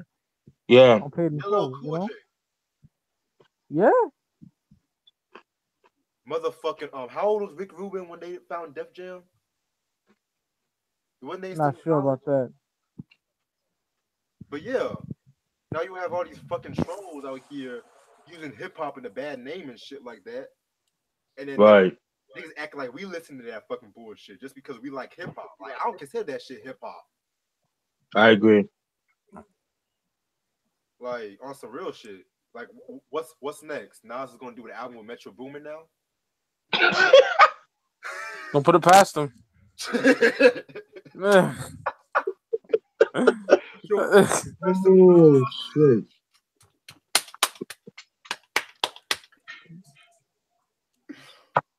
This dude. You want to get on Immobilarity? Yeah, let's talk about that. Yeah, okay. All right, Steven, you can set it off, Steve. All right. Immobilarity came out 4 years right after Cuban Linx. Love the cover. Love that cover. I thought it was pretty dope. You see him talking. I'm assuming it's his son or something, or like his nephew, little nephew, stuff like that. A lot of people hate on the album because of the production. I get it. It had a lot of in-house producers, like cats that he knew personally. Wanted to give them a chance, on his album. I get it. No RZA, no Fourth Disciple. I get it. But he was still spitting that real shit though. He was still spitting the street shit. You know what I mean? Like when I think of that album, it reminded me of Triboro and the rest of you guys. You probably could probably relate. It reminded me of niggas rocking two-tone do-rags and shit like that. You know what I'm saying? It just has that vibe to it, man. Just cats rocking the Averex jackets, and you know what I'm saying? It's just like it just has that whole vibe, man. I mean, you got joints like Yayo, Casablanca, Lot from New York, definitely my favorite song off that album. Sneakers with Pete Rock, very, very dope. Yeah, man. The video for Lot from New York though, fire, dude. Yeah, man, the whole album's though. I mean, 100 Rounds was okay. Oh, 100 Rounds, the video. You see a very young Floyd Mayweather, but I'm not too crazy about Floyd Mayweather, but that's a whole different topic. But you see him in the video, doing his thing and shit like that. But overall, it's a solid album, man. It's not his best album in the world, but it's not as bad as people make it out to be. He's still spitting his shit, his venom. He's not doing like trap shit. He's not doing no glossy, shiny shoots type shit. Oh, the table with Master Killer killed that shit. Oh yes. Come on, son. Are you kidding me? I fucking adore the album. Yeah, that's a dope album, man. I love it. And yes, I did name my name after the album because I didn't want to put Wu-Tang 1440, some bullshit like that. So wanted to you know what I mean? Some whack shit like that. So, I thought of Immobilarity and I put the one, just a homage type shit, so that's my thoughts on the album. I got this album. I never forget it. Around the same time Shaolin Style came out for PlayStation. Ooh. Yes. And at first I was kind of like, but I revisited it and I think it's a great album. I really do. Like, had Ghostface on there with RZA production, it would have been another classic. But you can't deny songs like Casablanca, my nigga. Like the That's what I'm saying. storytelling, Sneakers, The Table, and shit like that. When I listen to the album, like, what the fuck? What a nigga smoking? It's not that bad, man. Right. Niggas treat it like Nostradamus, like stepbrother or something. I don't know, man. Nostradamus. I don't get it. You know, like that fucking Sneakers. Yo, one of my favorite race songs ever. You know, it's not as bad. It's not as bad at all. Facts. To be honest though, when I first heard it, I was disappointed by it. Yeah, same. But I copped the album recently, and I'm gonna re-listen to it. So I'm just gonna say my thoughts on this one. All right, Triboro. I like the. I still play the album. I love it. I think it was a solid underrated project, and I feel like it didn't sell because like people was expecting another Cuban Link at the time before Exactly. he announced actually doing Cuban Link Part Two. So I feel like maybe that's why people slept on it, but it was there's a lot of great tracks on there though. I personally love 100 Rounds. I love Power. I love Forecast. All that I got is you Part Two. That Yeah. joint with Big Bub Yeah. today and Live from New York. Like the production was great, and he didn't use RZA or no Wu-Tang producers for that whole album. Right. Like you got Pete doing sneakers, and everything else was like in house, and he had the American Cream Team with him, Right. and they were supposed to come out with an album, but it never came out or whatever. Didn't And didn't they become ice water eventually? the his label, he named the label his label Ice Water, but I think that they were planning an album, but it got shelved or something like that. Got you. And that was like that was the Immobilarity album was like setting up, their album. That's why like he had them like on the joints with him. And I thought it was solid. And a lot of people don't like it, but I feel like Yeah. that's like one of his solid albums outside of Cuban Link. You know, it was good. Yeah. I'm glad there's three of us that like that because I had nothing but trash talk about that album. Yeah. You know, this album's great. Oh my god, I don't know. I hate niggas like this. I don't know. I'm getting off topic, but I'm going through Instagram and niggas that were talking mad shit about this Extension kid. They're saying like R.I.P. young man. Like, get the fuck out of here, man. Y'all niggas were R.I.P. hating. young man. Y'all called him a rapist. Yeah, man. Like, trust me, I don't wish a nigga death. Fuck no, I'm not evil, but I don't Yeah. care. Like, I got my own problems, nigga. My granddad passed last year. I'm still not over that, son. My I keep worried condolences. about no. Oh, thank you, Steven. You know I was going through. You see my statuses. You Oh, no know, doubt. I ain't worried about this silverhead nigga. I don't. Sorry. Don't delete the post, Olive. Let's keep it up there. Oh yeah. Fuck them niggas, man. I got a video about. Cause that nigga was The mad disrespectful. You know, he bound to get murked. But I think we should touch on Supreme Clientele and probably our favorite affiliates. And I don't know what else to talk to after that. You know what I mean? 'Cause we pretty much touched on Iron Flag a little bit. So Yeah. Supreme Clientele for me is Jesus Christ. Like that's Ghost's second best album in my opinion. Like everything on there is great. The fucking soul samples. Yeah. Um, this is how you do a sophomore album, people. This is how you do it. you know. An anticipated Um, sophomore album. yeah. Oh yeah. I was dog. I was so fucking stoked. I was in high school when this joint came out. I couldn't wait. Um, you got one produced by Juju from the Beat Nuts. That shit is bananas. Oh, one. Oh, Yes, Mighty yeah. Healthy, dog. Like Mighty Healthy is bananas. Wu Banger 101. Oh Woo. man. Um, so fucking good. The whole album is just incredible. The fucking skits, you know what I mean? Like niggas talking about who they fucking good time, Stelma or Valona and shit. Like, it's just crazy, Be yo. right back. All right, Steven. Um, yeah, man, great album, front to back, classic. It, Very. some days it might be my favorite Ghost album, might be, but I gotta give the slight edge to Iron Man. But Supreme Clientele is a stellar album. What's your thoughts? To be honest, that's my second favorite Ghostface album too. Word. And it's crazy because that was actually the first Ghostface album I heard.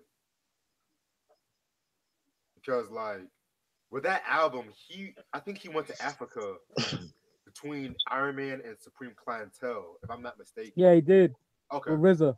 Yeah. Yeah. And you can tell by some of the tracks like Nutmeg, Ghostini had like an African influence in it. And that's one thing I liked about it too.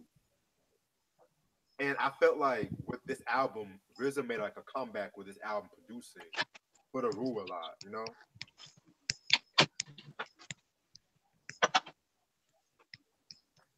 Yeah. Yeah.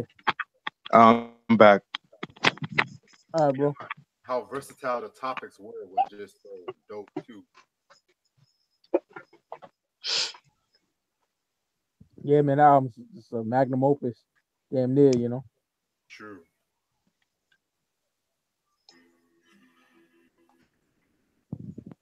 You pretty much done on Supreme Clientele, Reg? Oh yeah, I'm done. All right. Triboro and Steven, it's yours, bro. I love Supreme Clientele. That was another solid Wu project, and a lot of people say that's his. I mean, I don't know. Like a lot of people say that's his classic album. Do you feel like it's his classic album? Like out of all the other albums he did? It's I would definitely say, one of his other class. yeah, It's definitely one of his classics because I think he has more than one. Right. It's hard. And yeah, it was solid. Like I love one, like the Juju from the Beatnuts. I love that Yeah, beat, I love that joint. and the Cherche Lagos, Apollo Kids, and I heard a rumor Yeah. that the Apollo Kids beat that Pete Rock actually did it, but he didn't get no credit. Oh shit. oh Supposedly, I man, don't know. I heard that was like a long time ago. I heard about that rumor, Damn. so Damn. I don't know.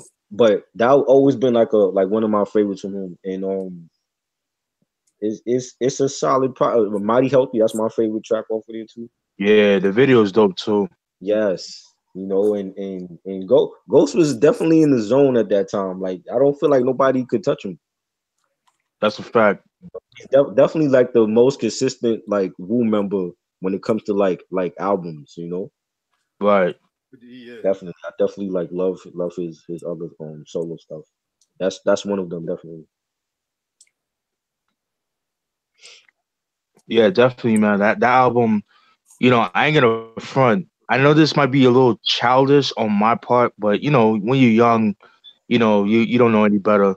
But I hated Sheshe Lagos, and I because of that for years, maybe like 4 years later after the album came out, I Uh, I dismissed the album just because of that song, just based on that song.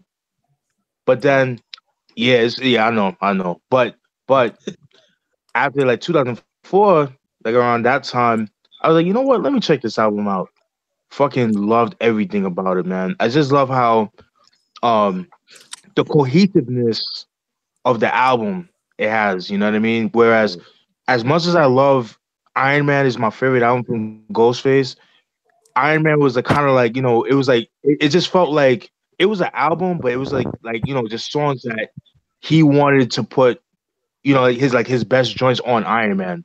right, It didn't really have like a concept. It was just like, yo, I'm nice. This is me. This is who I am. A lot of braggadocio tracks. Besides, like some of the introspective tracks like Wildflower or All I Got Is You and then joints like that. But right, with this album, it was like it felt like a story. You know what I mean? right. Um, you got songs like One, which I would have never known Juju made that because it doesn't sound like Beatnuts. a trademark Beatnuts beat. Yeah, It sounds like something like Wu affiliate producer would have done. So right. that's pretty dope. Saturday Night was my shit. Ghostini. Oh, That song Ghostini. Yeah, Ghostini. That's actually the remix on the album. There's an original version that didn't make it on the album because of oh, sample clearances. hey, yo, Steven, I got Yeah, the Canadian what's up? version. Oh, you lucky bastard! Not oh, You lucky not bastard! the CD. I wish I got a Oh, download, but I can send yeah, it to you me if you too. need it. No, I got it. Oh, I okay, got it. okay, I got it. yeah. Yeah. It got the rain on there and shit. Yeah. Yup. Yup. Okay, okay, my Yeah, bad. man. No, you good. You good. Okay. Ghostini, like I said, like the remix, the version on the album is the remix. The original version, like I said, um, they had to cut out because of sample clearances. But ironically, the beat was used on Ruthless Bastards on the Swarm album called Ruthless, I think it's called. I forgot the name of the song, but they Yeah. used that beat, but that was supposed to be the original Ghost Dini joint. But you can find that on YouTube. That's crazy. Yeah, man, Mighty Healthy, Oof. Malcolm, Mm-hmm. you know what I'm saying? Child's Play, you know what I mean? Like Wu-Banger 101. I mean, the overall album, man, it's definitely a masterpiece. Like I said, it's my second favorite. Iron Man is definitely my favorite. I just like the cohesiveness of the album. And yeah, that's pretty much it. Oh, one more thing. This bitch ass nigga Superb claimed that he wrote the album. That nigga on one. I'm sorry, he on one. Yeah. You can look it up. Doggy Diamonds interviewed that nigga, and he said that he wrote, I think, half or most of the album, and then Ghostface just rapped whatever he wrote. I find that hard to believe. Yeah, because Ghostface said that nigga threw in ideas. That's all he did. Nigga threw in ideas, you know, because Ghostface, no one has his stilo. Nobody. No, definitely not. You know what I mean? Like, I did like Lord Superb when he said, I wrote this on Donnie's roof. That shit was pretty dope when he said that shit on Ghost Dini and shit. But yeah, like you said, Steven, you know, it is a masterpiece, like flat out, man. You know, like children's story when he's talking shit about the, you know, he used to hump the bed thinking about that special girl and you know, how bitches are coming to school with mad candy. Like the way Ghostface just talked about that shit was fly. Right. Classic album. So I'm trying to think, give it like our favorite Wu-Tang affiliate albums and call it a day. Cause I don't know what else to talk about after that. But they have so many like albums from the Offsprings. We'll be here forever. I think we should do it another day. Honestly. Yeah. You know what? And make a separate video for that. Yeah, cause we like Heist of the Century, blah blah. We going on and on and on. Yeah. I could go on for days for that. Oh yeah. So yeah, that's a good idea. Another day for the affiliates. You know. Yeah. What up, Sugarfoot?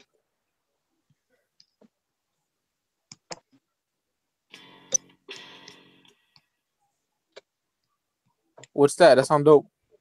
Oh, what's the song I made? I was playing the beat a little bit. Cool shit. But I'm loving this whole album thread thing, bro. Oh yeah, man, it's fucking incredible. Like I'm not trying to sound like a conceited nigga, but we're killing it, yo. Yeah. Facts.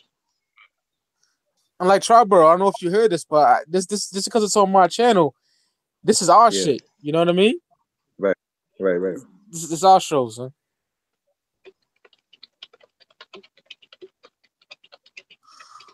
Hey, y'all mentioned some R&B y'all wanted to do. I'm down. How about Sade's catalog? I need to work on that. I know some like greatest hits and that's it. I need to work on that. Like Jodeci or some shit I could do. Okay, I'm down with Jodeci. Yeah. Prince, D'Angelo, I can do shit like that, you know, and any other things you got in mind, I'll probably Mary, Janet, Michael. If we do Prince, let's separate the Prince ones because no 90s Prince. Not a big fan. I'm sorry, and I'm a diehard fan of that nigga. I like some 90s albums. You know? Hold up, you don't like no 90s Prince at all? No. I like Diamonds and Pearls and the Gold Experience and the Love Symbol. Like that's my favorite. You know what I mean? Right. Come. You know? Yeah. Come grew on me. That's what she. Yeah. Pause. But Mike, you heard the Rainbow Children? Nah, I heard about that though. It came out like when? 2001. Yeah, early 2000s. But yeah, like we can do Jodeci next. I'm cool with Jodeci. I'm down with Jodeci too. Yeah. Yeah. Cause I got Love that group to death. damn. And Jodeci was like niggas like, cause I ain't gonna lie, yo. When I was little, I'm like, yo, these niggas soft, B. All these niggas R&B niggas are soft, you know. But Jodeci was like, they were like the rough niggas that you can listen to and not feel soft. Exactly. You know what I Right. mean? Like also real shit. As much as I love Boys to Men, I get kind of tired of listening to them at times though. I don't like Yeah. them niggas. Yeah.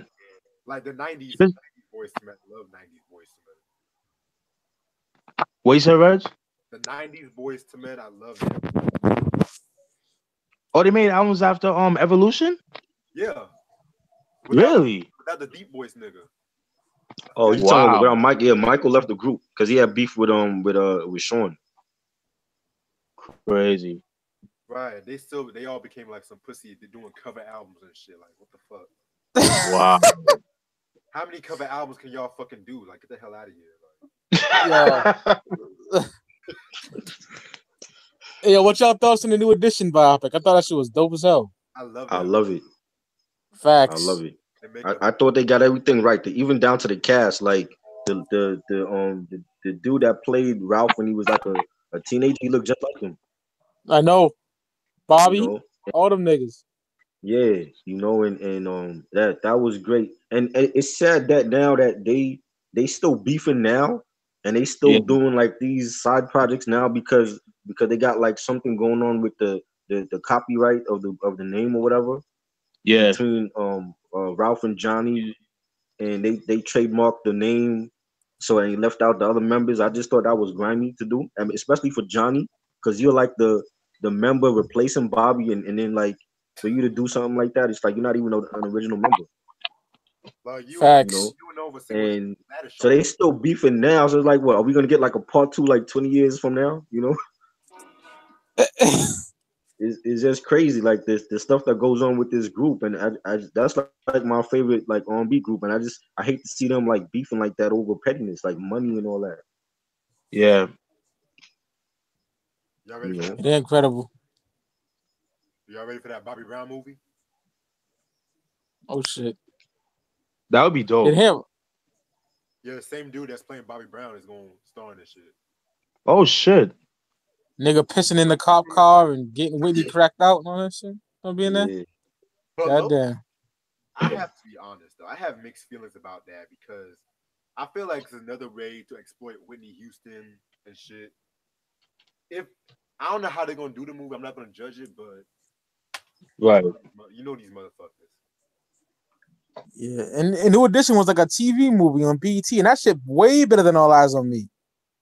Oh yeah. Oh yeah. You know? Yo, I love the TLC movie too. I fucking love that movie. That was dope. I love the TLC one. Hell yeah. I felt Little Mama did a thing as Left Eye. I really enjoyed that. I don't like that bitch, but she killed that shit. It was. I like the actress. She was fine as fuck though. Oh yeah. Light skin down. You can fucking get it. I'm sorry. Yeah, T-Bar, she was the best. But yeah, actually, I'm actually about to head out now, but I'm gonna talk to y'all later. All right, Rich. All right, Reg. Thanks for thank you tuning in. For your time. Anytime. Peace. Peace.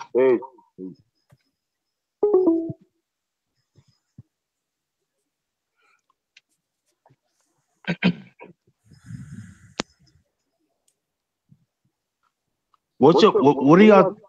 What did you guys think about Ralph Tresvant?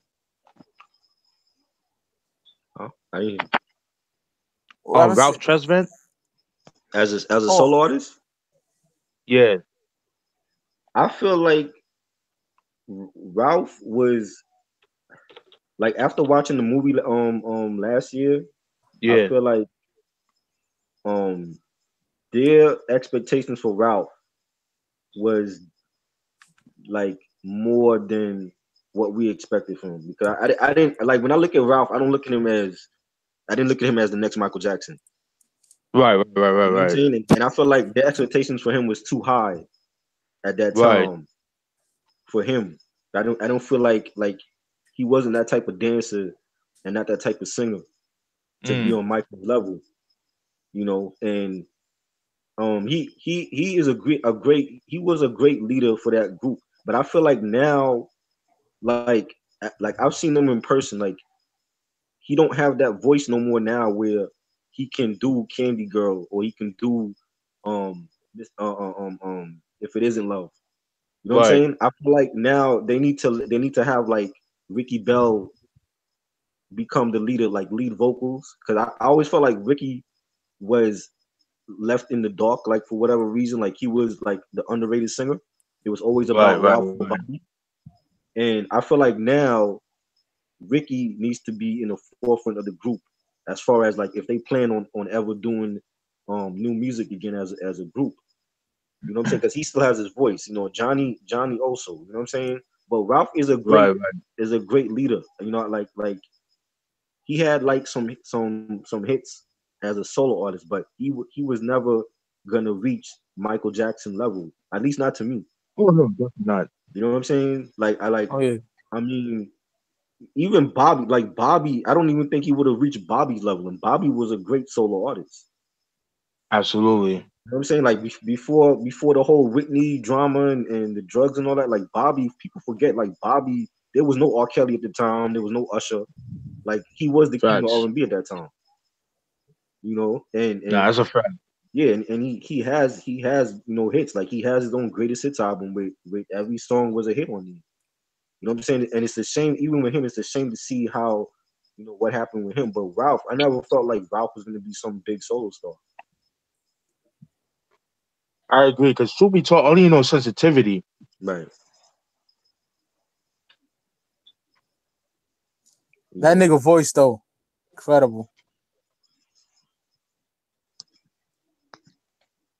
I didn't feel like the record label didn't really know how to promote him either. I felt like after sensitivity was like, okay, well, what we gonna drop next? Right, You know, right. and, he had that one hit on Mo Money, the Mo Money's soundtrack, Money Can't Buy You Love. Yeah, That's yeah, really yeah. like the only other hit, really. You know what I'm saying? So it was like I felt like they didn't really know how to promote him at that time. It was, you know what I'm saying? So I just felt like his solo career could have been better than what it was. No, you right about that. You know. But you know what it is too, because at that time too, music, like the New Jack Swing was kind of like the music at that time was like it was going to a different direction. Right. And I think Ralph, he was kind of like stuck into like the late 80s, early 90s, Right. and that's all he was known for. Whereas somebody like Bobby, he was always transitioning and always bringing new breaking new ground. Whereas Ralph, he was like very, I think he was too comfortable. I think that's what it was, and that like hurt him. And also at the time, Bobby had Teddy Riley. Like Teddy Riley was the guy. Wow.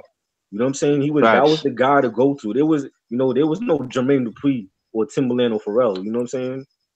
And Right. that was and I feel like Teddy Riley also, had a major part in Bobby's solo success. And Ralph didn't Oh, have that's a that. He fact. didn't have no like Babyface or Teddy Riley behind him. Right. You know. Teddy Riley, Yeah, what because a without producer, Teddy, man. yeah, He's great. without Teddy Riley, there'll be no Neptunes, no clips, none of Exactly. that. And he's the one that discovered the Neptunes. Yup. And Timbaland. You know. And Teddy Riley is the reason behind that. Benzino had one good song.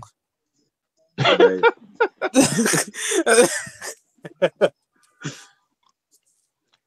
So you didn't like the Almighty RSO, Mike? I like that shit with Prodigy. That shit was tough. Yeah. War or something. War's on. That's my shit. Yeah. The war's on. Yeah, that's my shit. That right shit was there. tough. Mazzino talked shit up to me on Instagram too. Oh, yeah. Oh, he spoke with you? Yeah, he talked shit about to me, nigga. He was like, you look like a bitch, something like that. Because I was like, Wow. Listen, shut I the met Benzino Really? is that nigga. I met Benzino in 03 when I went to spring break in Miami in South Beach. Yeah. And that was at the time when he had like that club Zeno down there. Yeah. And he was like walking in the streets like greeting people, and he had like 8-9 bodyguards around him. And I said what's up to him, and he was that back when we had Blackberries. And he was on his Yeah. Blackberry. He didn't even look up at me. He just said what's up, and he kept moving. Yeah, fuck that That's nigga. That cool. nigga a clown. So I was like, fuck you, Benzino, nigga. I had your CD. I used it for a weed plate, nigga. He's like, You know. you look like a bit. I got the screenshot. I'll show y'all later. Yeah, And definitely. he also had beef with Paul Pierce from the Celtics. Yeah, he stabbed that I nigga heard like what, about that. 27 times? It was like his rookie year when he came in. Yeah, over some bitch. Yeah, I remember that. I remember seeing that on ESPN. That's Yep. crazy. Crazy. That's why Sahara the Prince had that punchline, you know. I got stabbed in the time, I got stabbed in the back my times on Paul Pierce. Because of that shit. Ooh. And Yeah, Sahara Pierce nasty too. God damn.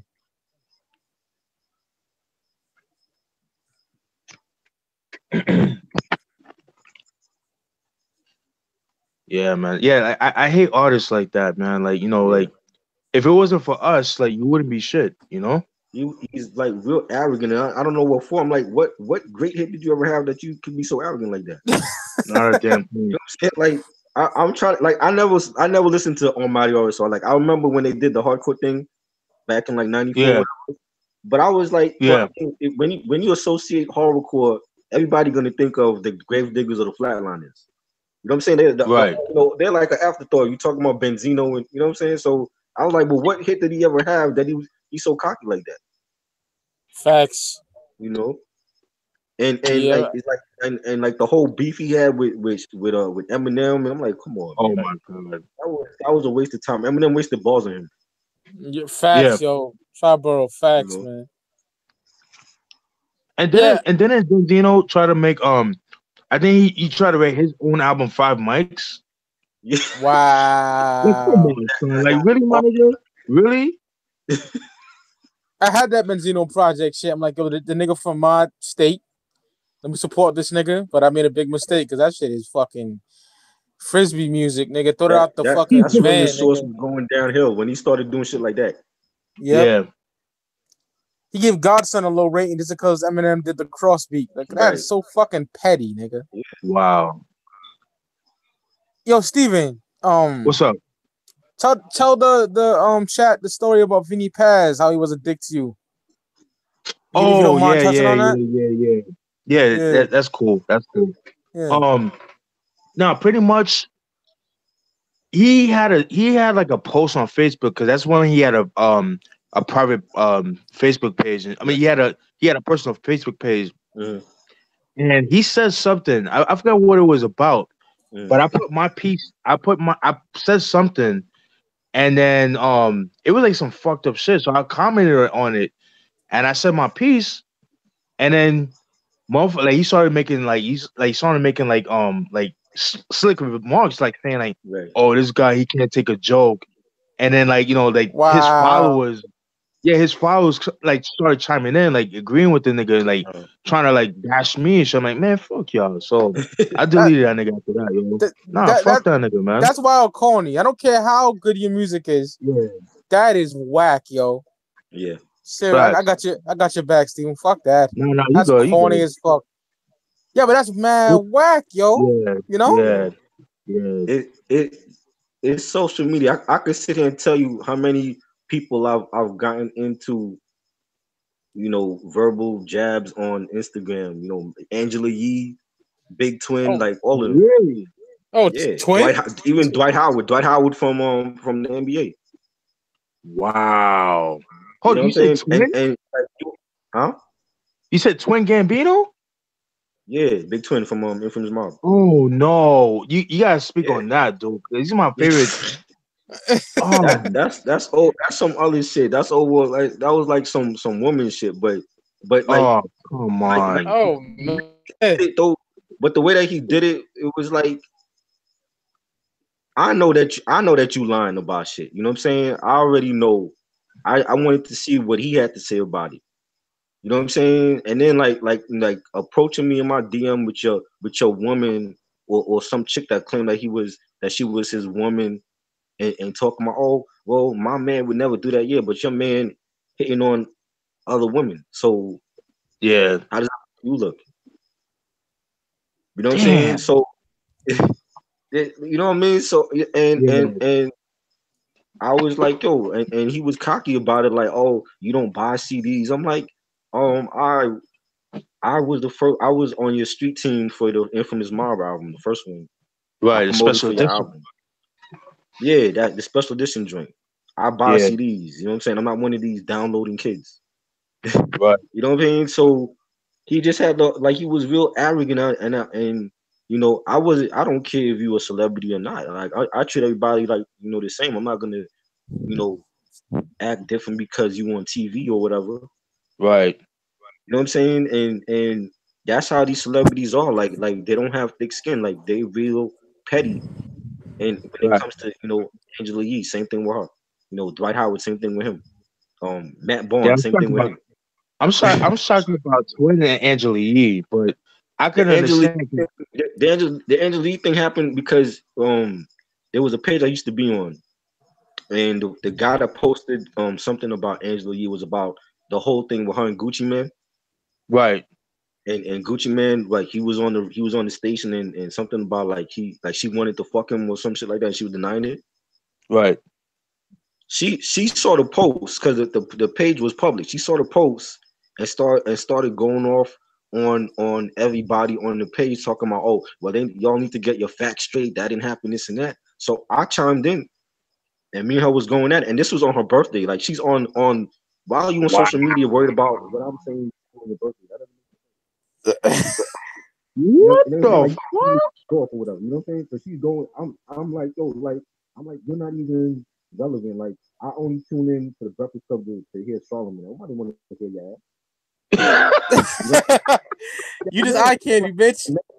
Bring Solomon to the shit. Make it more interesting. You know what I'm saying? And then she blocked me. She got mad and she blocked me. Wow. Yeah, but I like from like little things like that. Like I'm like, yo, these people forget these people like you see on TV on the radio. They still hit humans at the end of the day. You know, they don't. Thanks. A lot of people care too much about what people say about them on social media. Them niggas eat like us, they shit like us, they bleed like us, nigga. Facts. You know But what I mean? but you see the problem. I agree with you, Triboro. But the problem is we live especially in American society, we give so much power to these celebrities Yeah, to the point that where it gets to their head and they have like a narcissistic God complex exactly. kind of you know what I mean? And it's just like from what I heard, like Kanye, for example, how we don't like his narcissistic behavior. He's always been like that. He's Kanye always blocked been me like that. too. Who? Kanye, he blocked me too. Yeah, fuck that nigga. You're better He off, got honestly. back on Instagram. I had tagged him in one of the albums. I had made like an album post for him, and I tagged him in it, and he blocked me. What a Just cocksucker. to be thankful? Yep, Damn. The fuck? I got a story, yo. crazy yo. Go ahead. The guy Fahim and my comedy blocked me.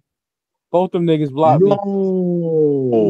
Yeah. Just because I said when that whole beef with Griselda, I said I like Mark, but y'all niggas won't be shit without Griselda, and they blocked me. Like fuck y'all niggas. It's the truth. Wow. Is Wow. am I lying? Am I lying? No, you're not, because I didn't know about them until with the Griselda family. You know what I mean? Yeah, Yeah, that's just speaking true. true. Because how you gonna shit on that nigga? That nigga did nothing to you. You know? That's crazy, dude. And I still Pete listen to Rock. Mark. What happened? And I still listen to Mark. You know? Oh, no doubt, Yeah. no doubt, no doubt. What up, Like Pete Rock? Pete Rock is another one too. Oh shit. He blocked you? No. He don't no like he never blocked me, but I'm just like what I've peeped about him is like, if you disagree with him I noticed that. or if he knows you or anything like that, Mhm. that's when he'll comment. Yeah, I But if noticed you that too. post like, "Hey, yo, I love your beats," and he won't respond to that because like, and I've known people that met him, he's kind of Mhm. like a dick and shit like that. But his Right. brother, Grap Lover, mad cool, Yeah. mad humble. Yes. I spoke to him. Wow, I on think Twitter, right? Yeah. I think Yeah. Grab used to have a YouTube page too. What Yeah. happened? What is it, Triboro? I said I think Grab used to have a YouTube page also. Yeah. Yeah, man. But it's Yeah. like I said, man. It's the fans, man. Like they give him that power for them to act like that. Cause like I Right. knew somebody that lives in Chicago. He was saying like when College Dropout came out, um, he was like the fans was asking for autographs and he wouldn't even give them autographs and shit like that. Right. You know, yeah. You know what I'm saying? Like that's corny, man. Kanye was cocky from the beginning though. Like it's just that in the beginning nobody knew who he was. Right. But he always had that cocky swagger to him. You know what I'm saying? So it was like he always thought he was bigger than life. Mm-hmm. And we see what it manifests into now. Right. You know, the Dwight Howard thing was funny because I actually had a whole conversation with Dwight Howard. You know what I'm saying? Like Wow. he wasn't like I don't know if he was mad. If he was mad, he didn't let me know. Like there was a post that this guy used to have this page on Instagram, Culture No Vulture, and he made a post last summer about Dwight Howard and what did people think of can he come back after all the injuries? And I said no. I felt like he had his best years in Orlando, and when he went to LA, Kobe took his manhood. But what I didn't know was I didn't know Dwight Howard was on the page. Oh So shit. when he saw the comment, he hit me up in DM and he left me a thumbs up. And I hit him up. I was like, you know, I'm only speaking the truth. You know what I'm saying? Like I'm a sports fan. You know what I'm saying? And I told him like your best years was in Orlando. Like when you went to LA, something changed. Something happened with him when he went to the Lakers, and then when he got to Houston, he broke down. Right. So he hit me up and he was like, man, y'all just don't know, shaking my head. And he was like, I'm gonna come back stronger. And I was like, well, why did you sign this? He had just signed to the Hornets. And I was like, why did you sign to Charlotte out of all teams? Like, if you want a ring, they're not gonna get you a ring. Why not Right. go to Boston? Why not go to Golden State? Why not go to to San Antonio? Like another team that's gonna put you in that position to get you a championship. And he was Right. like, no, no, because that's what everybody expect him to do. Like he wanted to go like to a team where he can take them to the playoffs on his own. He didn't want to go to like a super team. You know what I'm saying? I'm like, well, Wow. Charlotte is not the team for you because I mean, like he even though he had a great season, I feel like I had something to do with that. Right. Like I feel like I had something to do with him having a great season last year. But I feel Right. like it's not going nowhere. They getting ready to trade Kemba Walker. I'm like, you're gonna be by yourself there. Right. I'm like, so I was like, well, why go? I mean, did you go for the money or what? Like, why you pick Charlotte to go? You know what I mean? Crazy shit, man. Yeah. I'm not gonna. You got to speak the truth to these people. You can't be like back No, off you what got you say. to. They might see the comment or whatever. You got Facts, I yo. didn't. to. And I I was respect like, you for that, he Triboro. hit me up and he started talking to me. So I respect you for that too, man. Facts. you know, Fuck that starstruck shit. Yeah. It's crazy. You might agree. You might agree with me, Mike. But Necro was kind of like that too. But he gotten better over the years. But it was part of his personality. Like he's always been known to do that. Yeah. He does it out of love. He's not like a right, dick like in Yeah, person. You know. he was real nice right. towards me. Yeah. He's cool with Like, me. yeah, because I murder. had a Oh, go ahead. agreement with Ladybug from Digable Planets. What Oh happened? shit, Ladybug Had a Mecca? disagreement with Ladybug from Diggle Planets. Oh no. I mean, it wasn't no argument. Like me and her was cool. It was like, you remember last year when they had the VH1 Hip Hop Honors, Yeah. and they inducted Little Kim. Yeah. I don't feel like Little Kim's a Hall of Famer. Yeah, just like how her Naked Truth album should have never been 5 mics. Right. You know what I'm saying? Like I feel like Kim was good during when Biggie was around. I mean, I don't feel like, I mean, what is she had like maybe one classic album. What has she done to be in the Right. Hall of Fame? Super facts, Triboro. You know what I'm Yeah. saying? So Ladybug, that was a post that she had on her page last year. I had said that and she disagreed with me. And then she ended up requesting me, and you know, up until like before my page got reported, like we were friends on it, but that she thought otherwise. She felt like Little Kim should have been in the Hall of Fame, and I just don't feel like. I mean, I'm from Brooklyn. I'm telling you, I don't feel like Little Kim is a Hall of Fame. Right. She dumb fine though. She dumb fine, Ladybug. Yeah, she is. You know what I mean? That But I fucking mean, blowout comb, yo. Oof. yeah, that was dope. Hey. You know, Yeah, like Tribro, this is shit that I go through on a daily basis. If I put right? anything about hip hop related, you get Oh yeah. Mike can tell you.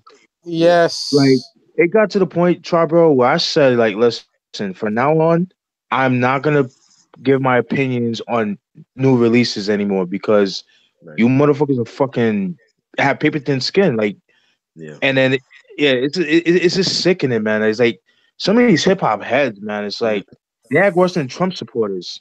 I don't Like blame you, seriously, yo. it's like seriously, like damn, like do you work for them? Like did they give exactly, you hush money like through PayPal to like for exactly. you to be like that? Like come on, like dude, That Joey that shit nigga is out of crazy to hand. me. Yo, Yep. yeah, Joey, he too much, man. Like yo, I actually unfollowed him. Like I'm still friends with him on Facebook, but I Yeah. unfollow him. So I don't see any posts like that he posts on Facebook. So I'm good with that because he posted some shit today where he said like oh adult contemporary hip hop is on a rise. He put Kanye, Ugh. Pusha T, Jay-Z, Nas. I'm like, How was come Pusha on. T adult contemporary? Pusha T talk about slaying fucking coke. Apparently to him, What? that's Kid Cudi. I'm like, dude, come on, man. That's some shit the Grammy committee worries about. Like hip hop Yeah, heads ain't worrying about no adult contemporary rap. exactly. Label that shit. That's something that they did. They label, you know, they want to put always when you don't understand the unknown, you want to find a label for it so you can put it in the box. Yup. You know what I'm saying? So it's like I never looked at gangster rap. Like to me, I never label West Coast rap gangster rap. Like it's just rap to me. I don't label Ice Cube or Tupac gangster rap. Right. You know what I'm saying? That's something that you know the powers that be, they did all that. You know, let's label this backpack rap and gangster rap and Which I fucking hate. neo I soul, hate the all this backpack. shit. Yeah. Huh? No, I was saying like I hate when they use the word backpack rap. I Yeah, hate that shit. yeah. You know, it's just that every artist is different. I don't think they should label it Thank you, this buddy. and that, you know. Right. Yeah, in the West Coast, they're so diverse when it comes to music, man. It's like it's not even funny. Yeah, take it. Right. It's like not everything on the West Coast is gangster rap. Souls of Mischief is not gangster rap. Exactly. You know what AC I'm alone saying? is not gangster rap. Exactly. Mm-hmm. Jurassic 5 and you know what I'm saying, and Pac Div, they're not gangster rap. Exactly. No, you're right. You're right.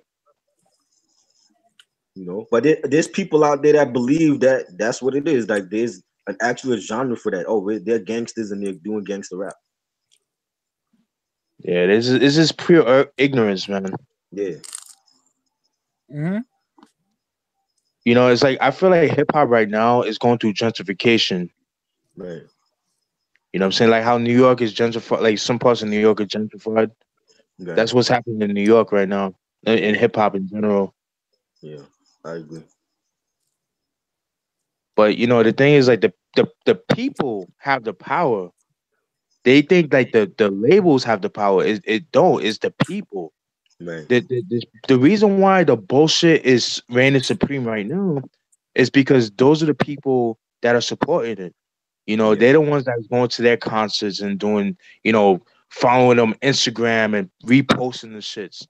Whereas, unfortunately, especially the young cats, where they have, like I said, they have the advantage of using social media as their tool to promote themselves. Whereas, unfortunately, the older heads, not all of them, but some of them, they don't really rely on social media. They do, but they usually have somebody else do it. You know what I mean? And it's like they're kind of like lost and shit. Like, so you kind of have to like adapt Right. and shit like that. They want to keep it like, from the old days, and you can't do that. You Right. know? Yeah, DSG. We Real, was real just talking talk. about Extension earlier.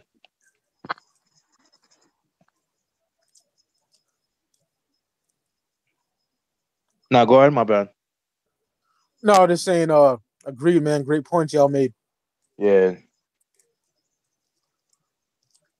because my thing is this, man. Like we have the internet, and we have it's so much information, so there's no excuse for you not to learn like this Exactly. shit. You know what I mean? Like it's just crazy, man. Like the people's ignorance, man. Like it really bothers me. It really bothers me, and it's like I hate the fact that the emasculination, if that's even a word, of men today that's promoted in music today is ridiculous. Yeah. Sad, actually. Yeah. Yes. It is what it is. And then, people is gonna use, and I love when people use the '80s. Oh, but in the '80s they wouldn't wear tight jeans and things like Yeah. that. But what people have to understand is the fact that a lot of that, even though it was hip hop, it wasn't considered hip hop at first. It was actually categorized as post disco. Right. You know what I'm saying? But then that's what a lot of people don't understand. It wasn't Right. until Run DMC, 1983, 1984, when they started, they was like, yo, we don't have to dress like that. This is how we dress on a regular. They brought that street shit as far as like wardrobe wise. You know, it's okay. You don't have to dress like these other cats. We dress like how we dress every day. This is us. That was And I corny when. think, Oh my bad. what's up? No, you good, you good. Oh, that was corny when Melly Mel was like, "Oh, they ruined it." You ever see that documentary? Because No, but them I've niggas heard are, I heard him say yeah. that though. Yeah, Because them niggas are dressing all flamboyant and gay. Like, fuck out of here, right. son. Yeah, yeah, yeah, yeah, yeah, yeah. It's crazy. Even Curtis Blow was dressing like that too, man. It's like, Mm-hmm. but it is what it is. Run DMC made it cool to wear gold chains and your shoelaces untied. Facts. Yeah. Oh, and that's when everything changed. Like when they became marketable and mainstream, that's when everything changed. Right. You know, and now it's like I don't know. I like the fashion now is totally different than back in the day. It is. You know, It is.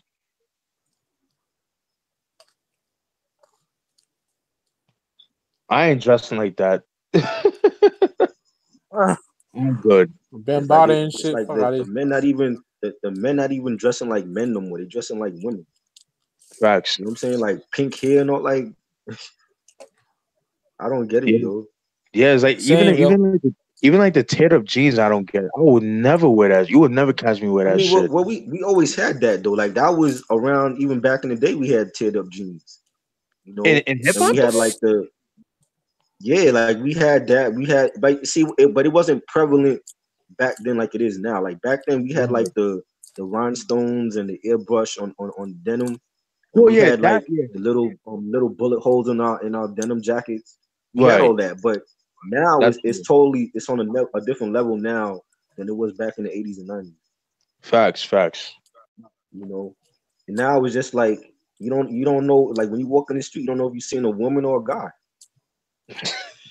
Yeah. Real You know what talk. I'm saying? Like you gotta do a Yeah. double take. Like, is that Nicki Minaj or is that Yeah, that 69 cat? You know what I'm saying? So Yeah.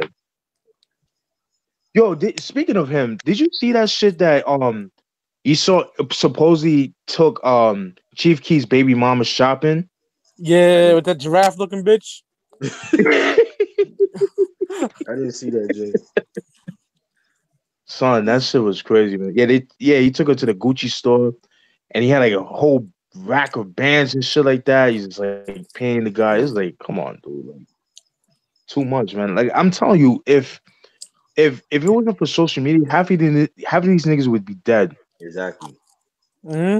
That's another So problem with the music now because it's not even about the music anymore. It's about how many followers they got, who they sleeping with, exactly, you know. exactly, And back in the day, it was like you have to show your skills to get on. They don't got to do that no right, more. You know what I'm right, saying? All they need is like a little cult following the kids and that look like them, and they're already on. yeah. And Facts, just yo. the fact, and just the fact that the you know how like back in the day it was all about the hustlers. Now it's all about Right. the addicts and shit. Like niggas trying to glorify drug use and shit. That shit ain't cool, man. Right. Hell no, I That's another. lost people to drugs, yo. You know? Yeah, and I work with drug addicts every day. You know what I'm Right. saying? So that shit is crazy. So, Yeah. like, When you got songs like pills and potions out there, it's like, what kind of message are you giving kids? And right, Nicki has a lot of kids at SL fans. Like, what kind of messages are you giving your young fans? right.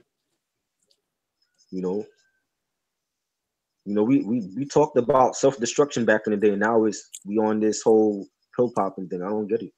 Yeah, it's the powers to be, man. It's all about population control, man. Yeah, They want us to destroy ourselves. Like watch that Boys in the Hood scene, yo. Yeah, You know? yeah, The nigga yeah. Furious for sounding like it is. That's 91? 91, dude. Mm-hmm.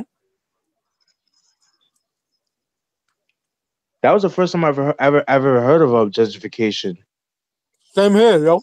That movie was like Yeah. educational, nigga. You know? It was. I It was. love that But shit. So you classic. know they try to downplay like, oh, it's a hood film for blacks. They're gonna go rush to see it, but it was educational at the same time. Right. You know. One of your fucked up story that really bothers me to this day. What's up? Mhm. My mom seen that movie in the theater, you know? Oh shit. And when Mhm. Ricky gets murdered, right? Yeah, Hmm. She said white people were laughing hysterically. I believe it. No. I believe Yeah, it. yeah. I was like, wow, that's disgusting, yo. Are you fucking? So why watch the movie then? Exactly. Exactly. You don't know shit about it. Real Damn, fucking out of pocket. that's crazy. Hmm. That's crazy. You know what? You know what's crazy too, though. And I'm glad Triboro said that about the Boys in the Hood movie. How John Singleton, he said he went to go see the movie, Mhm. and even like how there was this girl and his dude and her boyfriend and shit. I think he was a crip and shit. He was like real quiet, like real gangster, like real, cripped out and shit like that, right? Yeah. They seen the movie, right? So like right after the movie, they saw John Singleton and they approached him and pretty much the gang member, he was like, "Yo, thank you, cause you told my story." Yeah. That's Like that's dope. some real ass shit, son. And it's Yeah, mad. That's mad deep. yeah, yeah, man. That shit, yeah, dope movie. I mean, yeah, it was gangster, but it had a message, which a lot of movies Yeah. today don't have. Hmm. Exactly. Fucking trash, yo. And it's funny, Trevor, when you said about gangster rap. Mhm. Ice-T said in an interview once, he said that gangster rap is not supposed to be positive. He's Right. right, because Right. it's supposed to make you aware of what not to do. But a lot of Right. times people follow that, and when they do that gangster shit or do the drugs and shit like that, they're not getting the message. Exactly. So, so that extension, what happened to him? Hopefully, you guys learn from that. Real talk, man. It is sad. I feel bad It's for his sad, family and all that. but Life goes on. I got my own problems, man. I'm sorry. I'm sorry. That's how I yeah, feel. that's a fact. Right. All right, yo. I'm about to call it a night. Yeah, same here, yo. Yeah. The shit was amazing. For real, for real. Anytime you want to be on Triboro, like I said, this is ours. So I'm down. anytime, bro. And just send And me a man. I'm down for anytime. all right, bro. You know. I was thinking, Steve, we could do Busta Rhymes next, like his good albums. Oh, yeah, we could do that. It's good Or albums. like, yeah, it's like his Yeah, good, his first four. you didn't like Big Bang? You didn't like Big Bang? Oh, I love Big Bang. My bad. Yeah. Yeah. 6? Yeah. Yeah, And we he can do had a like couple good. Jodeci too Yeah, if y'all want. yeah, we could do that too. Yeah. Definitely. Yeah, because I gotta well, no, I do remember the Jodeci albums, but yeah, some of the Busta Rhymes albums I have to revisit, like the ones I don't really fuck with, like It Ain't Safe No More, Back on My Oh, that's BS. terrible. Yeah, so I have to revisit those and give my thoughts on that. But they weren't that good, but just to like re-listen to it. So let me know it's a Yeah, good time same for here. you. Like I said, I'm off Monday and Tuesdays, and I'm off this Thursday. So let me know what's a good time for you. All right. Thursday, I think Ross want to do Isha Manadis. Oh, yeah, I'm down for that. All right. All right. Yeah, And then like Monday, whatever, we can do like Busta, Jodeci, whatever. yeah, I'm down. All right, yo. It's been All right, real, yo. fellas. It's been real. Chat, Yeah. thank you for your participation. Tribro has been real. Much appreciated. Resin Hell Pete, yeah. thanks for joining in earlier. The chat, Wu-Tang's thank for you the guys. children. Facts. Wu-Tang's for the children. All right, see you on the flip side. Peace. Peace, y'all.